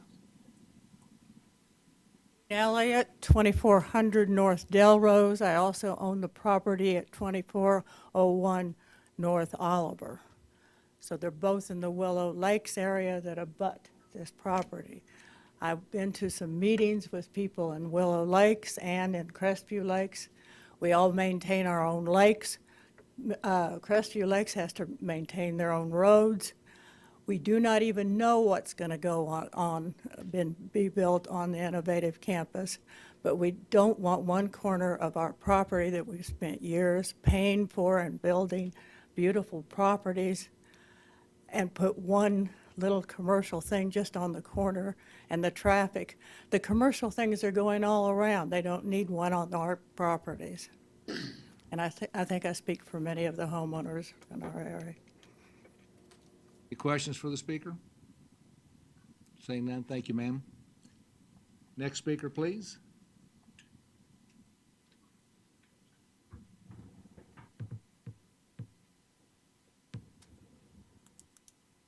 I'm Craig Tolson, live at 4 Crestview Lakes. There is a map. We are actually here, the second lot, behind or just adjacent. And we still have lots of concerns that were voiced when we objected to the first application for this, and that being safety and automotive problems, bicycling problems, foot traffic, the increase in noise pollution, and privacy. As you can see, well, you really can't see it here. The reduction, as the street has been improved, it has affected both properties, but it also affects the foot traffic. I heard a statement from the developer that had proposed I guess some kind of restrictions across the back of the properties. Plus, we are concerned, our neighbor the lady that just spoke, stated that they're up the street on Oliver, and we're concerned that this collapse of all of these properties could lead to a greater reduction in our values, our own home values that are adjacent to any of these improvements. We are, at this time, one homeowners association, one large homeowners association, or at least all of us here, and it goes on down to adjacent to the Willow Lakes properties. And so far, that is what we were preferring. And like Mr. Roseborough said, this is an improvement for the university and not for us. And we have not had any offers from the university for any assistance to improve us. So we would like to see improvements, but we would sure like to be involved. I think a little more than just let's come in and take land. Questions for the speaker? Richardson. Sir, are you speaking in favor or against this rezoning application? I am against it until I'm going to say I'm against it at this juncture. Okay, I understand the concerns of RIP and the Marxists, but it appears to me to just be a dollar chase that does not do anything but negatively impact the rest of our association. What type of improvements were you referring to when you said you wanted to see? I'm sorry? You were referring to some improvements to your neighborhood. What were those? What would those be? Well, I mean, there's little things, just like this gentleman stated, a gated section so that there's limited access to us. Well, that and other things, but I didn't formulate any kind of list, except that I tried to review the items that were forwarded to us, that were offered to us as use for that land. And I don't know, I don't consider them as an improvement. I can't say that looking at these, I consider them as an improvement for the area. Additional questions for the speaker? Daley. Several speakers have mentioned gated. Why do you think gating would help you out with this particular If rezoning? If what we are seeing is an improvement by the Wichita State and the influx of lots of personnel or people, for hotels and restaurants and I don't know, whatever else is planned there, that this is an open road right now, and folks could walk in. There are I guess we have seen that foot traffic cause us some issues with vandalized properties and that kind of thing within the last year or so. And I don't know what's causing it, but I have to assume that this is part of what we're going to see with an increase of foot traffic and drive-in traffic. Do you have signs that say this is a private road? Yes, it's all posted. Yes, it is all posted. But we still have issues. Road trespassing. Thank you, sir. Appreciate that. Very good. Anybody else like to speak on this issue? Sorry, ma'am, you've already spoken on this issue. Is that another one? I'm sorry. My apologies. I'm getting old and confused. That's quite all right. My name's Marianne Hoptimari. I'm 2525 North Pershing. I live in this area, and I don't know if I can directly explain. Where's the mouse?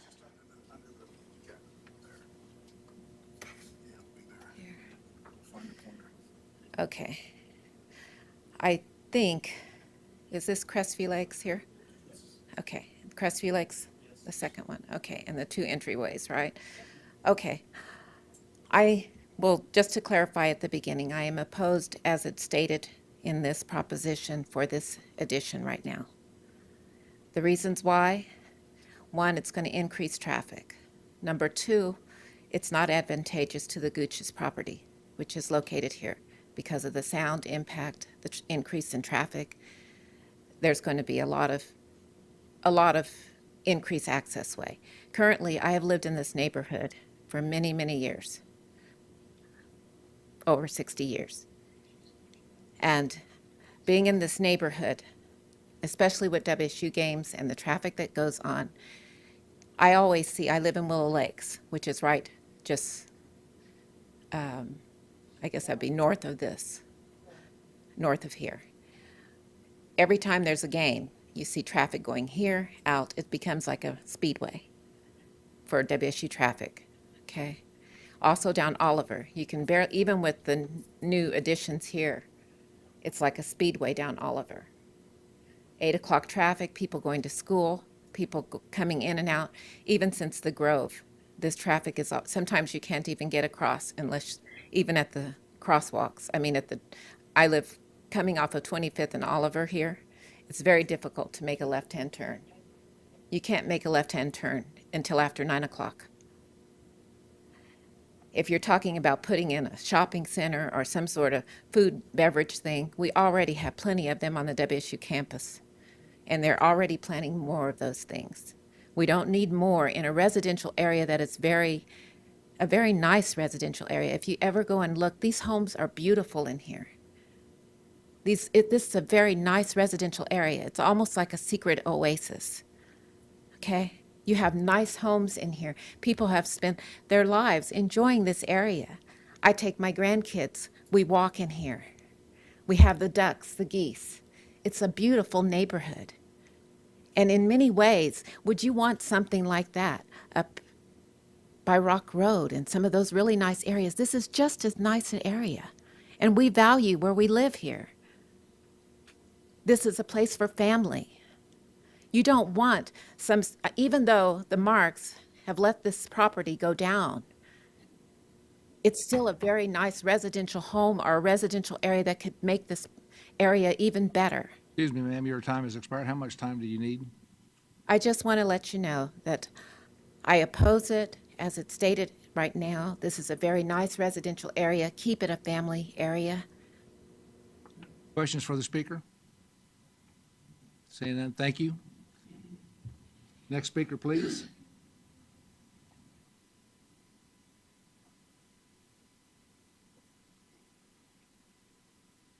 Hello, my name is Kate Nielsen. I live at number 2 Crestview Lakes Estates with my husband Byron Nielsen. Please forgive me because what's kind of going on here has got me just a little bit riled up, a little bit emotional. We didn't expect the stuff from the Gooch family. It's okay for them to talk about it, but I think they've kind of got us off the discussion of what the topic really is here. I live here, which I probably am more impacted by this than anyone who's going to speak today, but we are a collective unit, this neighborhood, and we're all working together to try to preserve it. Just like the last lady spoke, I wish I could square what she just said, because everything she said was accurate. This is a unique neighborhood. This is a place worth preserving, and I don't understand why we're going to look at a lot that's 1.56 acres. You can take a look at Quick Shop right here. As far as where can something fit, something can fit in that space. So to have this discussion of let's unzipper the neighborhood by going from here to here and then next here and then this poor guy that just moved in, Mr. Lutz, it's just going to lead to a destruction of what is a very nice neighborhood with a great history. Some of these homes have architects and amazing histories. We have a neighbor that can speak to that. I had a lot of things I was going to say, but this kind of derailed me. At a fundamental level, I have a problem with a property owner who lets their property become dilapidated and does this process where it gets drawn out, all for their gain. This is a question of greed, is what this is. We have tried to come up with solutions. Anyone in this room find me an MLS number on this house ever? It doesn't exist. The representatives will tell you otherwise. That is untrue. They have not tried to sell this property. I think it deserves a chance to stay residential. Why can't we do that? Like I said, this whole thing kind of just derailed me. One thing I do want to say as far as this right in, right out stuff, that is a huge problem for our neighborhood, and what everyone's talking about is if you come right out of this property and you don't want to go right, what are you going to do? You're going to travel down here, and then you're going to come in here, and you're going to turn around in my front lawn, like they drive on my lawn. We think a guy who was stealing from a house down here get top-ended on masonry in my driveway right here. He dug a hole in my driveway with his tire trying to get unstuck from my masonry. It is a problem, and it's going to get worse. And that's why they're talking about, the developers talking about considerations for paving. That is helpful. I will admit that is helpful information. And my only one last thing I want to say is if this were to happen, it will be a requirement of me, my husband, my family, that there be a stone masonry wall there. Landscaping alone is not going to do it. Any questions? Questions for the speaker? Thank you, ma'am. Next speaker, please.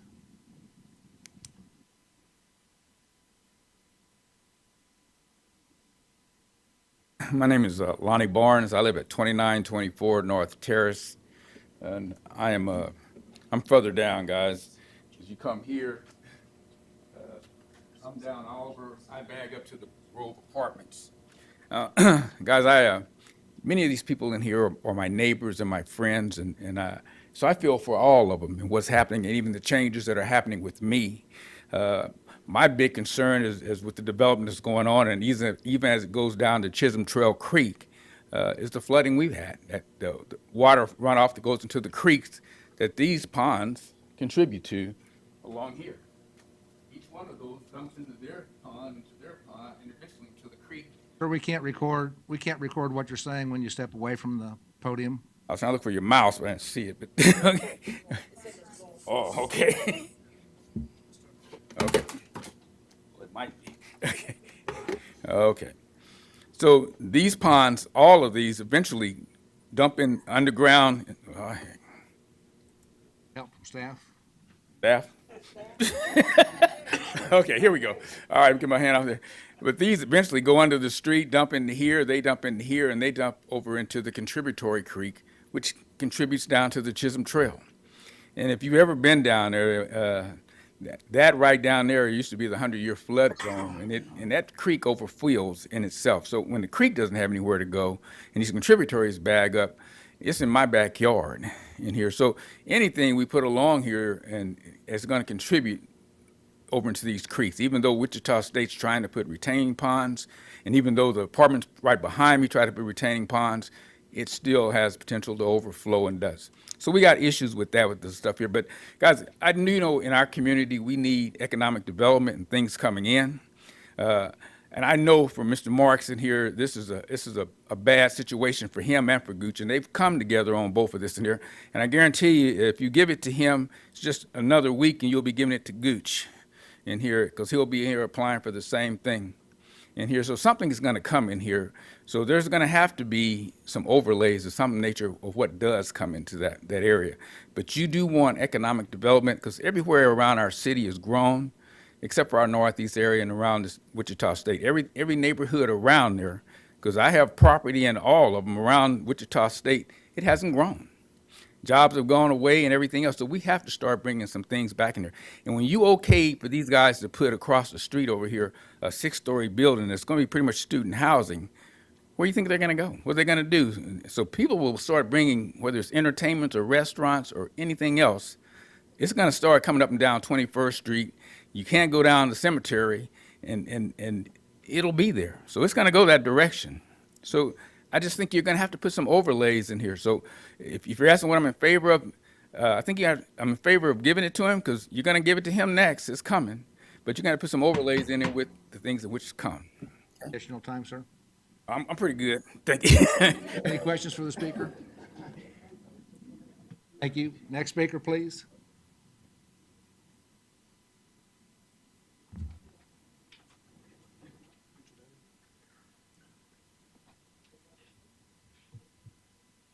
Hi there, my name is Christina Unrein. I live at number 7 Crestview Lakes Estates, 67220. So in this picture, my house, we moved this. My house is right here. I'm gonna do my best to get through this, but I might need some extra time. I wanna point out what we've already done to invest. The city has already invested $3.5 million for water and sewer mains for the Wichita State Innovation Campus. In addition, they've invested $10 million for expanded roads for Wichita State. And here's what I'm getting at, is that we as a community, we've already, put the money in the hat, and we're counting on WSU to come through. And we need to make the Innovation Campus successful, and I believe this will be pulling from it. That I oppose this because we need to stick to what we need to make successful, because we've already invested in it. And another thing is that the uses that this corner is asking for, and then if more up the street wants it, the uses they're asking for are the exact uses that WSU needs for them to be successful. They have 4 mixed use and 3 retail buildings planned that still need tenants. The 2 buildings that you see on the map there don't have tenants yet, and they're these uses. They were talking about a Verizon store or an Applebee's. Those can easily go over to the WSU campus and make them successful. Also, as of today, 45,000 square feet of retail space is currently available to rent within a mile or two of where we live, of this corner. In addition, 113,000 square feet of commercial space is available for sale in the same area. And that doesn't include the stuff right across the street that needs to be revitalized. So in my opinion, WSU must not fail, and we can't allow that, and you have the power to make it a little easier for them to succeed. It's in the public's best interest to delay this development, and to directly go, anything that directly opposes what WSU needs for their development, I don't think that's in the public's best interest. We need to utilize the investment we have already made, and the golf course for us, it's already been demolished. It needs to be finished. It's torn up. It needs to be finished and look good and revitalize our neighborhood in some way. So the way I picture this, I'm going to give you a scenario. It's like we're making a cake. We went out, we bought all the ingredients. We did everything we can. We're already stirring the batter. It's coming to fruition. We need to bake the cake. And if we don't give this cake, WSU, time to bake, we may only end up with batter. How much time do you need? Another minute or two? 1 minute. Okay. If you don't see it this way, this is what I would ask. I'm totally against this, and you know that it'll go up to the next property.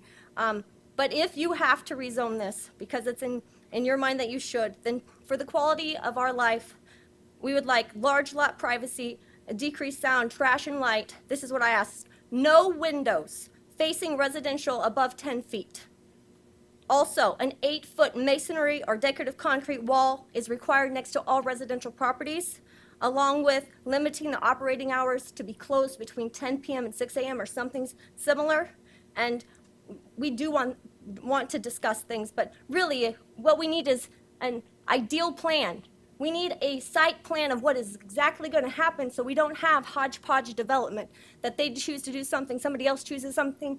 I don't want development at all in that corner. I want it other places that already are needing it. But if we have to have development, I would like a really good plan on it. And I think that's all I have for you. Questions for the speaker? Thank you. Thank you. Speaker, please.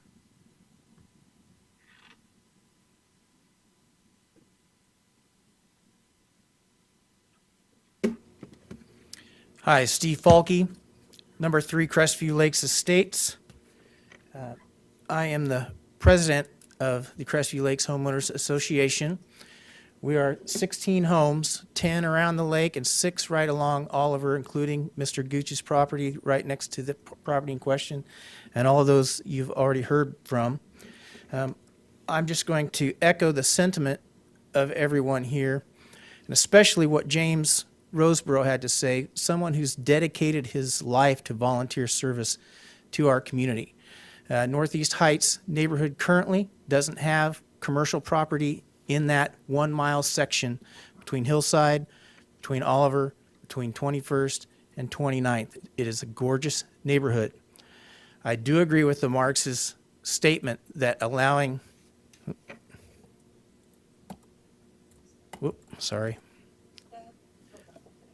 that allowing this to happen without allowing this to happen is not a good idea. But when does it stop? Where do you go? The lot right next to them has been dilapidated and vacant. We've already had issues with, by all rights, it should be a condemned piece of property. It's as if all 3 of these properties have just been sitting and waiting to see when they can capitalize and make money off of turning their properties to commercial. So I think what Christina said about us having a plan in place, if you deny this petition, if that gives us a year to make an actual community plan for the area immediately surrounding this, and it gives WSU that much more time to finish their development, I think that would be a very good thing. Now, I will say that Scott and Jemima their representatives for the Marks did reach out to us. They did meet with us, and they did make some concessions.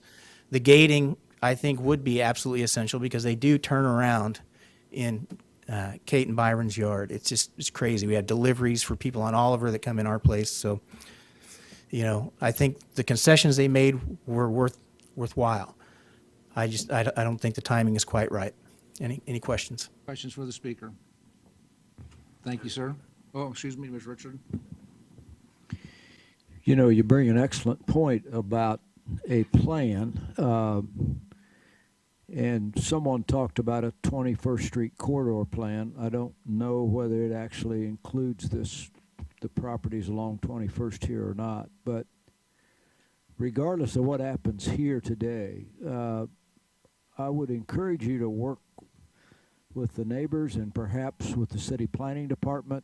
When you do the math along 21st Street, for example, the size of those lots, what those lots would be worth to office or commercial or retail development, the pressure you're going to get because of, I appreciate what Ms. Unrein says, but you're going to get a lot of pressure on the north side of the street because of what's happening on the south side of the street. People want to be next to that.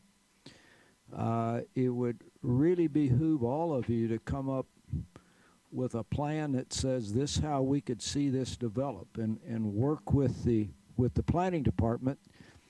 Right now I don't think, and Mr. Miller can help me here, but the planning department really doesn't have the right to come to you and say, we're going to plan your property.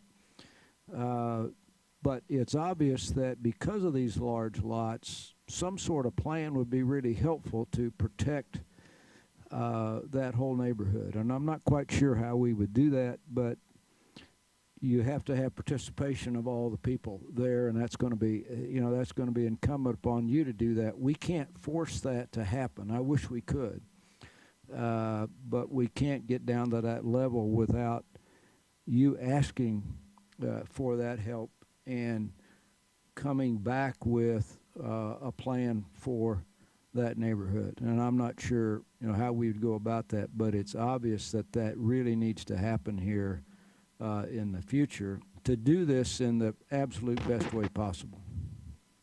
We have begun significant dialogue, and we've also spent some time, an hour and a half yesterday with Dave Yearout. We started looking at the process. The earlier case, I'm not sure if I can speak to number 4, but we had significant dialogue. The mayor at the last meeting brought me up and asked me the question to ask all of our homeowners. He said, if you had your choice between a dilapidated parking lot and a 6-story building, what would you choose? And that was the one question that Mayor Longwell asked me to ask all of our folks. We were able to get enough of a meeting to have 8 of our 16 folks represented. And to a T, all of them said, well, we prefer the dilapidated parking lot. But since that meeting, we've had additional dialogue with Dave Yearout. And also, I will say that the developer that is looking at building those apartments has already said that if they can't have the entitlements they need to do that, to go to 6 stories, then that's going to kill that deal. So here we are, we're in this cycle of endless, back and forth. We want to get it completed. We want to help WSU succeed, and then from there, figure out what's right for our neighborhood. Additional questions for the speaker? Thank you, sir. For our next speaker, it's getting late in the day, so we may hope that our comments would be hopefully to new items. We not to repeat the things that we've heard. So if you've got something, we appreciate that very much. My name is Julia Falke. I'm at number 3 Crestview Lakes Estates also. And I just want to clarify on the road issue. This doesn't show the road goes up around the second lake, turns around, and comes back down. So that's where part of the problem is because it's not a thoroughfare. People don't read the signs, and they head in there, and then they go all the way down or come back or turn around in someone's yard. or get down where they shouldn't be, where they can't be seen. And so we have had some increased criminal stuff going on. So we do appreciate them reaching out as far as the gating stuff. As far as all I want to say is that I appreciate the comments about the community plan, about the neighborhood plan, and that's what we need to do. So for me, I would say this zoning request needs to be denied so that there's time to do that, to work with Mr. Gooch, to work with Mr. Marks, to work with the city, to deal with planning, and to come up with something that would be acceptable and beneficial to everyone. So, thank you.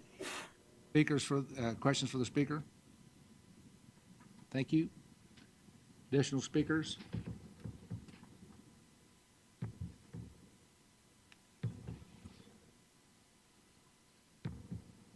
Scott Langenberg, number 5, Crestview Lakes, Wichita, Kansas, 67220. I'm the treasurer of the Homeowners Association. Like we said earlier, there's 16 houses in it.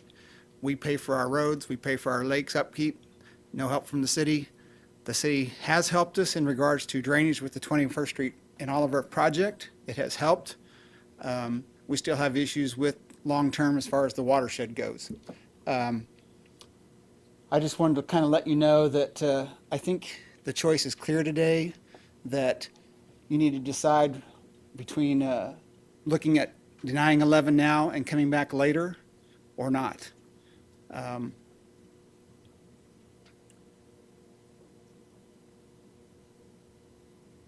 I think that's enough. Thanks. Questions for the speaker? Thank you, sir. Next speaker, please.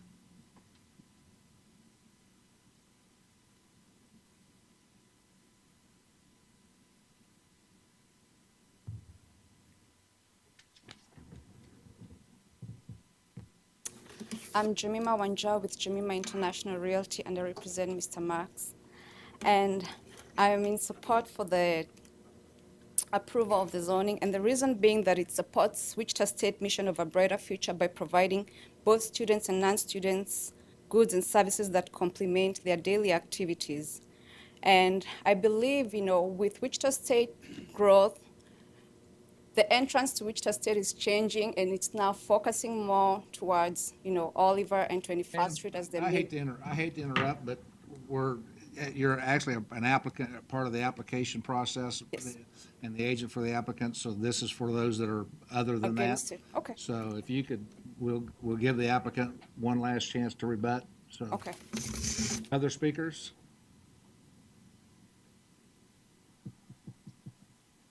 Okay, seeing none, agent or applicant, I'm not who's gonna speak for this might be your time. You have 2 minutes total.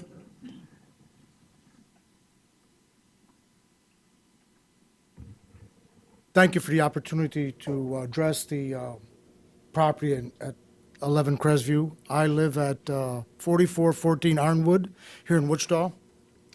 And thank you for the Planning Commission to hear our case. I know it's been a long day. And also to Scott and to Jemima International and Caw Valley for taking the extra effort to get this project to where it's supposed to be. It's not a very small piece of property. It's 1.5 acres. And you could put the quick shop there or put something there. It isn't a small piece.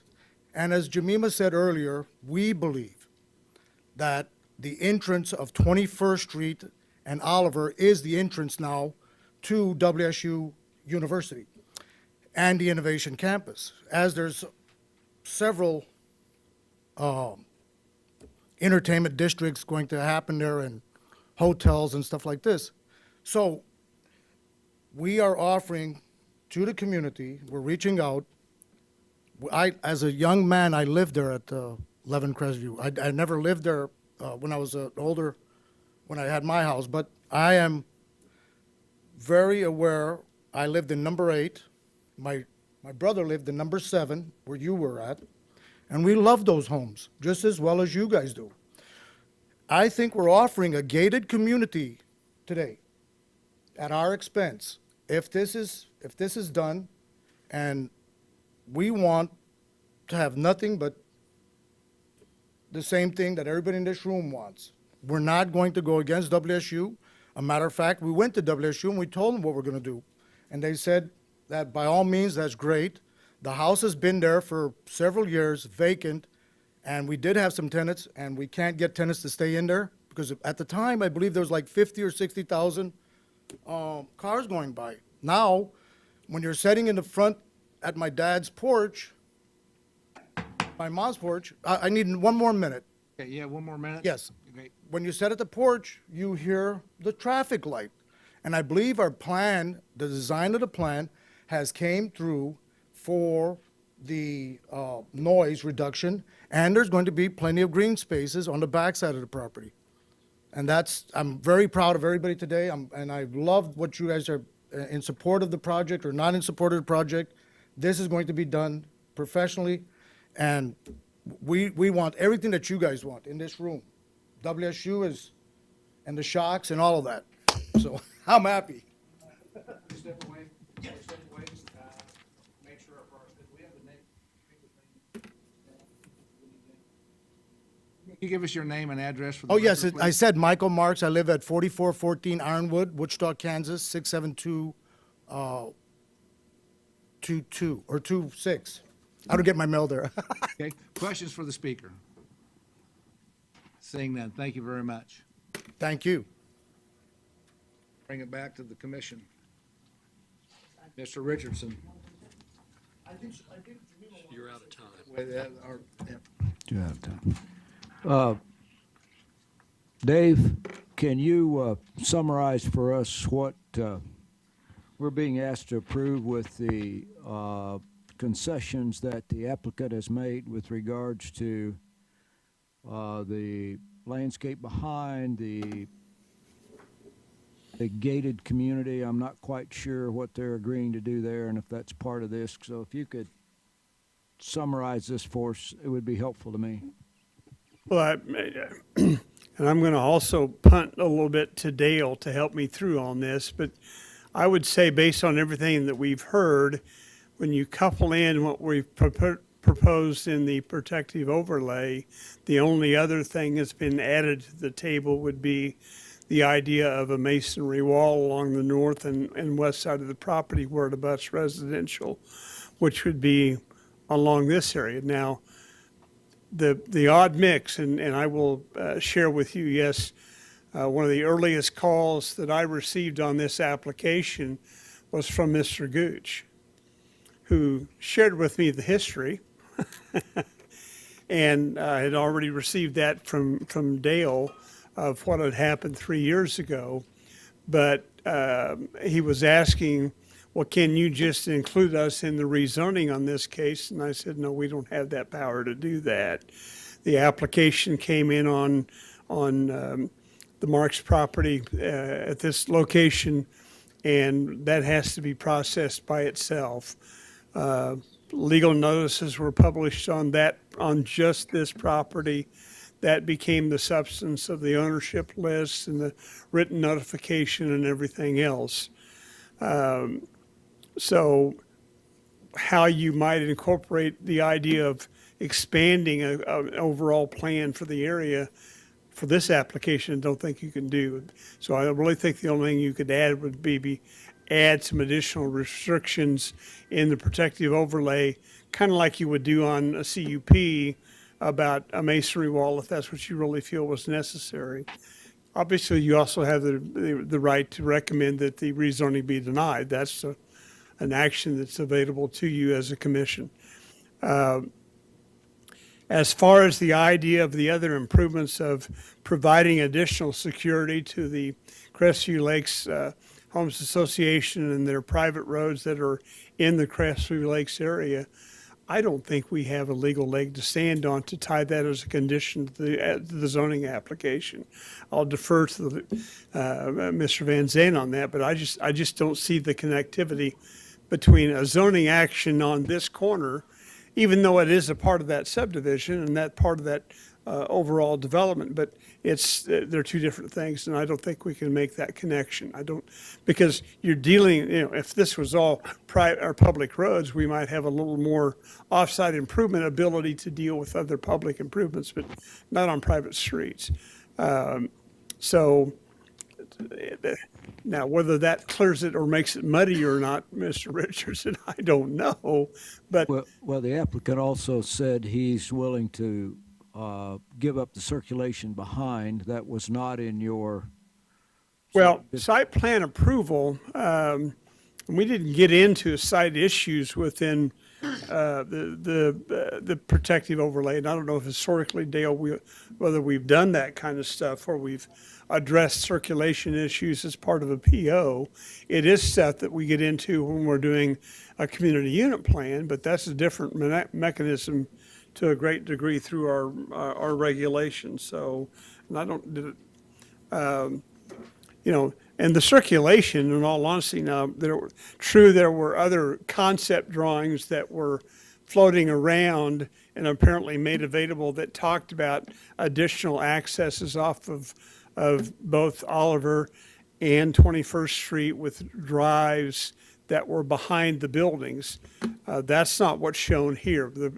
I use this site plan primarily because of the issue of the new entry points on 21st and Oliver and the right in, right out only. Everything else would be internal access through here. I don't know to what degree you want to tie a future site plan approval. One of the things that we shared with the neighborhood was the fact that even though we don't do site plan approval through the zoning process, when someone walks in for a building permit, there's all kinds of standards on the books and issues that have to be addressed with respect to drainage and circulation and access and landscaping and screening and buffering and all kinds of things that are done through the building permit approval process before there ever are building permits issued, but not at the zoning level, and that's kind of where we are right now. But the protective overlay says there will be a site plan approved by the Director of Planning, correct? Yeah, it did do that, so we could, Okay. If you wish to address some additional stuff, you could add that in there. Johnson. This is a staff question, and I don't know, Dale, we heard the case on the two lots 3 years ago. At that time, I think staff recommended approving that rezoning, or did they not? You did not. recommended denial. And so it was denied. Of course, we're 3 years later, and now staff is in approval of this. If Mr. Gooch come in with a property to the north, how do you think staff would look at that? Well, I mean, without speaking to a specific application, all I can say is legally we're required to treat similarly situated properties the same. And I would think even possibly the lot just north of it, which would line up, the north side of it would line up with the north side of the property that's on the east side of the street. I'm not going to commit, but that Right. would be reasonable You thinking. can't because there's not a case in front of us. And what I remember about the case when we had it, the neighbors were highly opposed to having it rezoned at all for Mr. Gooch 3 years ago.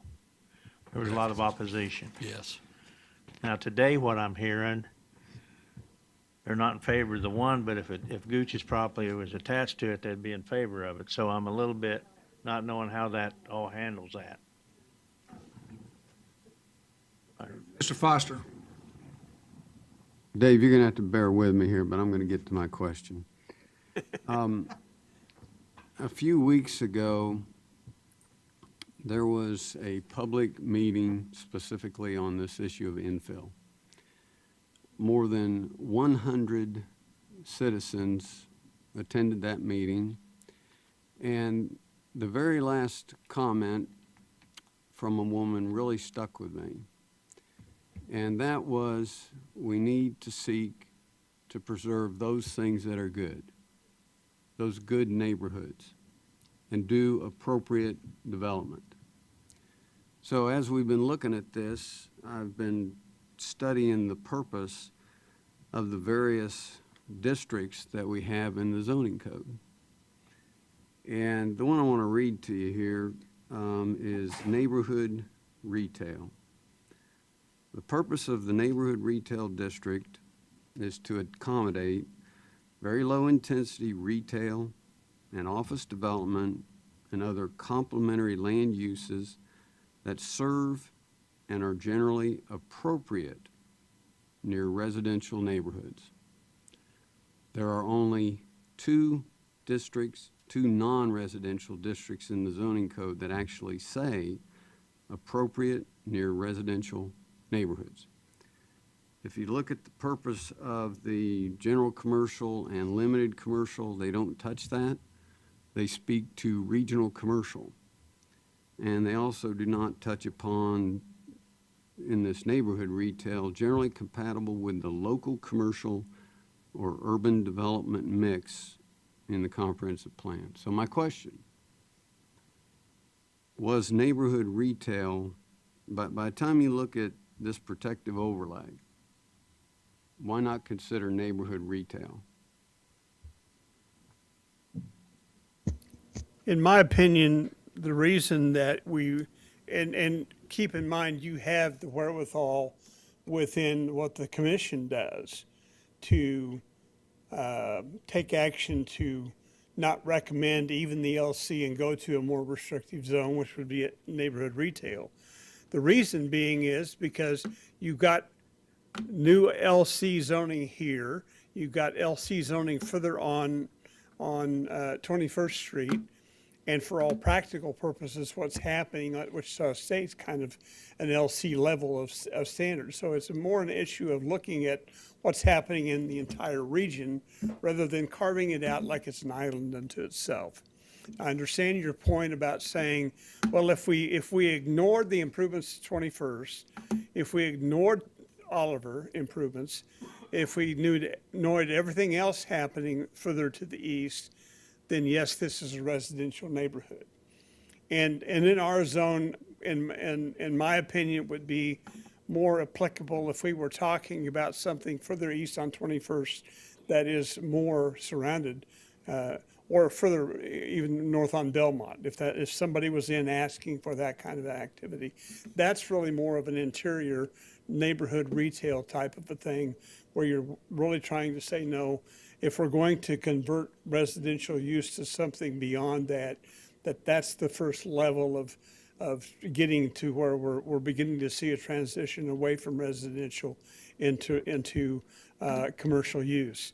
At this corner, it's just the feeling is that because of the improvements that have happened to the streets, because of what's changing across the street south, what exists across the street east, that corner by itself is a little hard to say, take it all the way back to NR.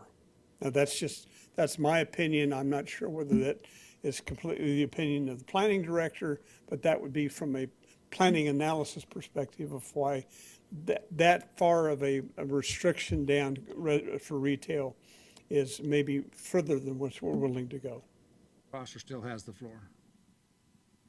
I think you need to go a little bit deeper in the analysis. If you were to look at the surrounding land uses of that area, one of the challenges of this infill issue is the transition into neighborhoods.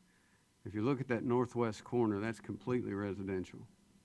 If you look at the northeast corner, you have apartment complex, you have commercial all the way around that. If you go to the Innovation Campus, completely commercial character.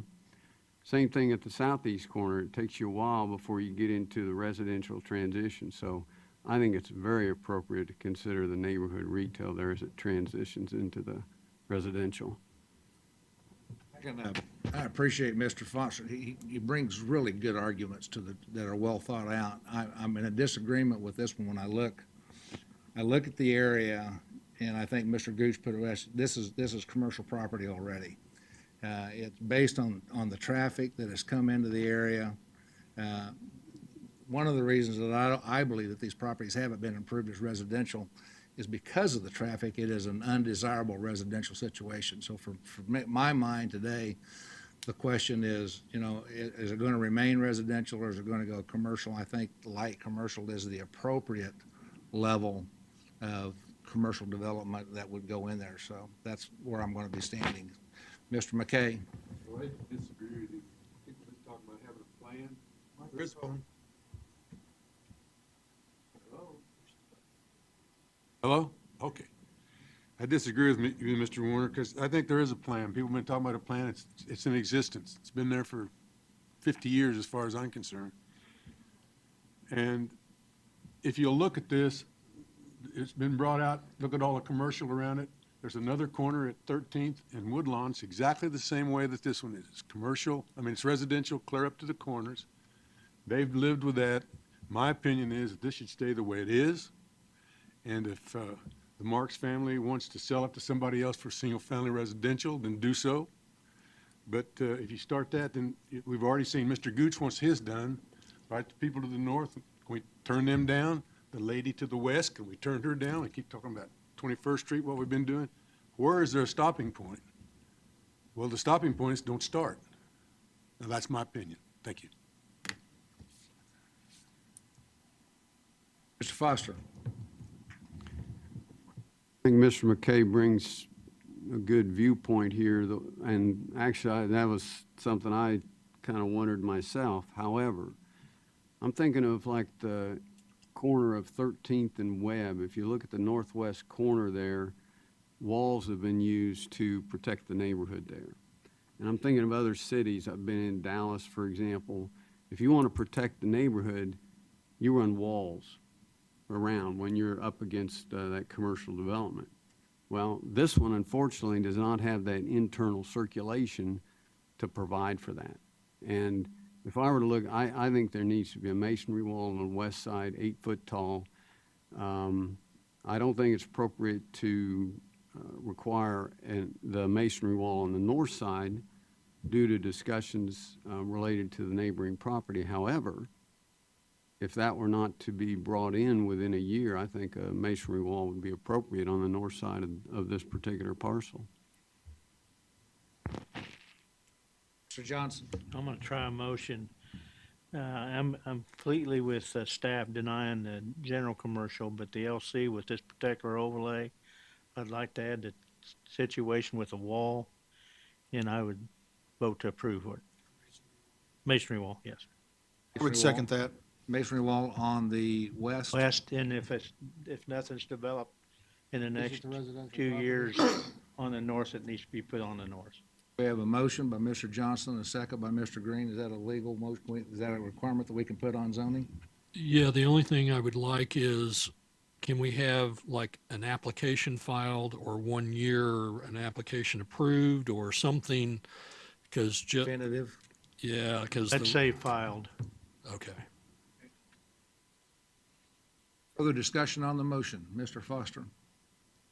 Dave, just to help me out on the motion, could you compare the information in the protective overlay, which I think really does a good job here, would you compare that to the neighborhood retail? If you would make a comparison, please. I'll try and help Dave out. I mean, primarily neighborhood retail, no individual use can exceed 8,000 square feet, and no restaurant can exceed 2,000 square feet. There can't be drive-through service. Is that me? Must be me doing that. No drive-through service. There is also convenience store are prohibited. That, I think, would be kind of the summary.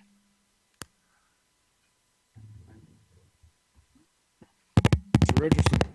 So in essence, our protective overlay here is, by and large, done the same thing that neighborhood retail would do, I think. No convenience stores, no drive-ins, might allow a larger restaurant or a larger user, but you're going to be limited by the site because of that anyway. So I think we're doing about the same thing. We would be. Mr. Dewell? Just a question, if protective overlay limits what we're looking at, what type of viable businesses could go in there? what type of viable businesses could go in with what we're talking about?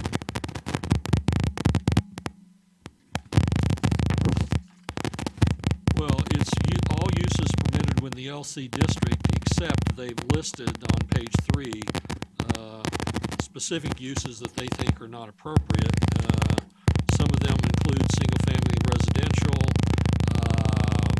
recycling collection station, car wash, construction sales and service, convenience store, entertainment establishment. Some of these wouldn't be allowed anyway by right. Yeah, the list that they excluded, otherwise, it's all uses permitted in LC except for those listed. Just trying to envision what would go in there.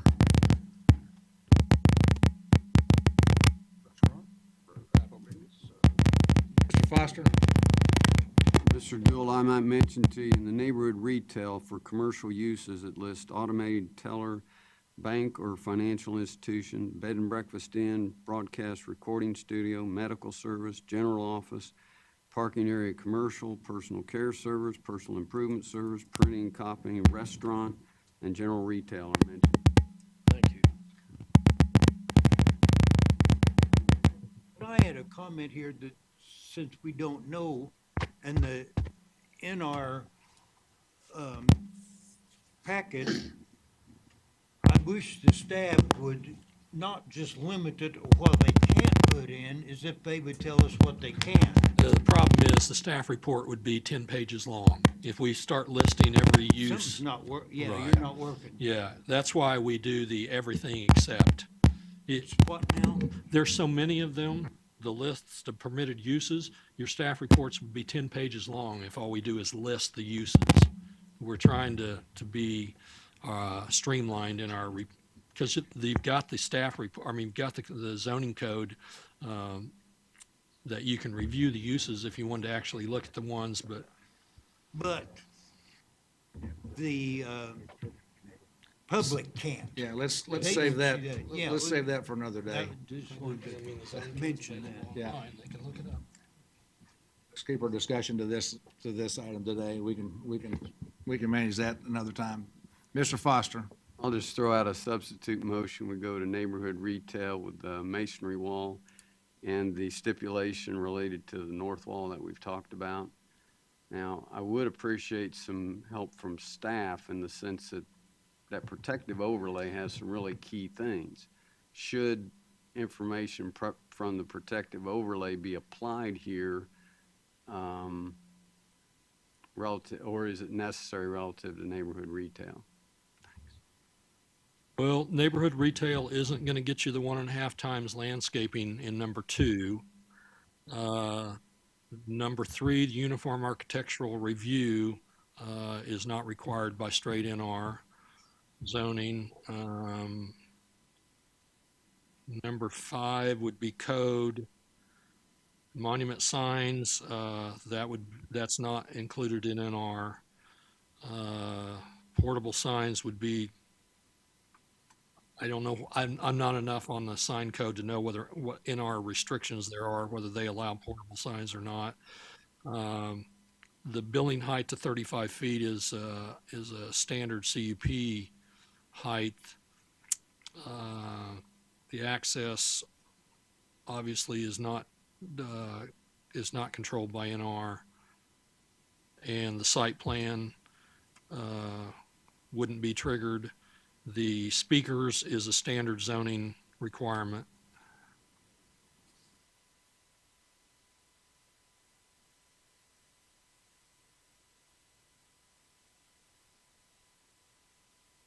Do we have a second on the substitute motion? Not yet, because I think we're still forming the motion. Correct. Is that, Yeah, the rest of them are, would be only if you have a PO that requires a site plan are you going to have number 12. 13 would not be with just a straight zone change, and 14 obviously would not be with just a straight zone change. so I've noted 4 of the protective overlay items would then be included with the motion, and that would be item number 2, which is the landscape street yard that's mentioned. Then all buildings share uniform architectural character. Then the monument signage in item number 6. And then the site plan as mentioned in item 9. That's your motion? That would be We the have a motion. Do we have a second? Second that. Further discussion? Seeing none. All in favor signify by saying aye. This is on the substitute motion. Show of hands, substitute motion. All of the opposed? Fails. Go back to the original motion. Any further discussion on the original motion? Did it include the wall requirement adjacent to residential zoning? With the 1 year filing of the LC for the property to the north or. Those in favor of that motion, second with a raised hand. Those opposed?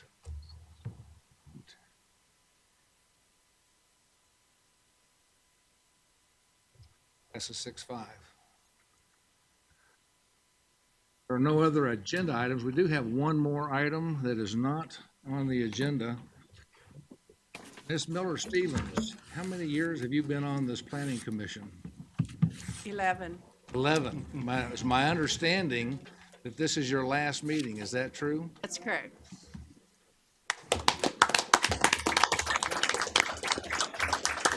Thank you for your service. We appreciate it. Anybody want to add to that? I just. For faithfulness in attending and asking great questions is super. Really appreciate that. Appreciate your service. What are you going to do?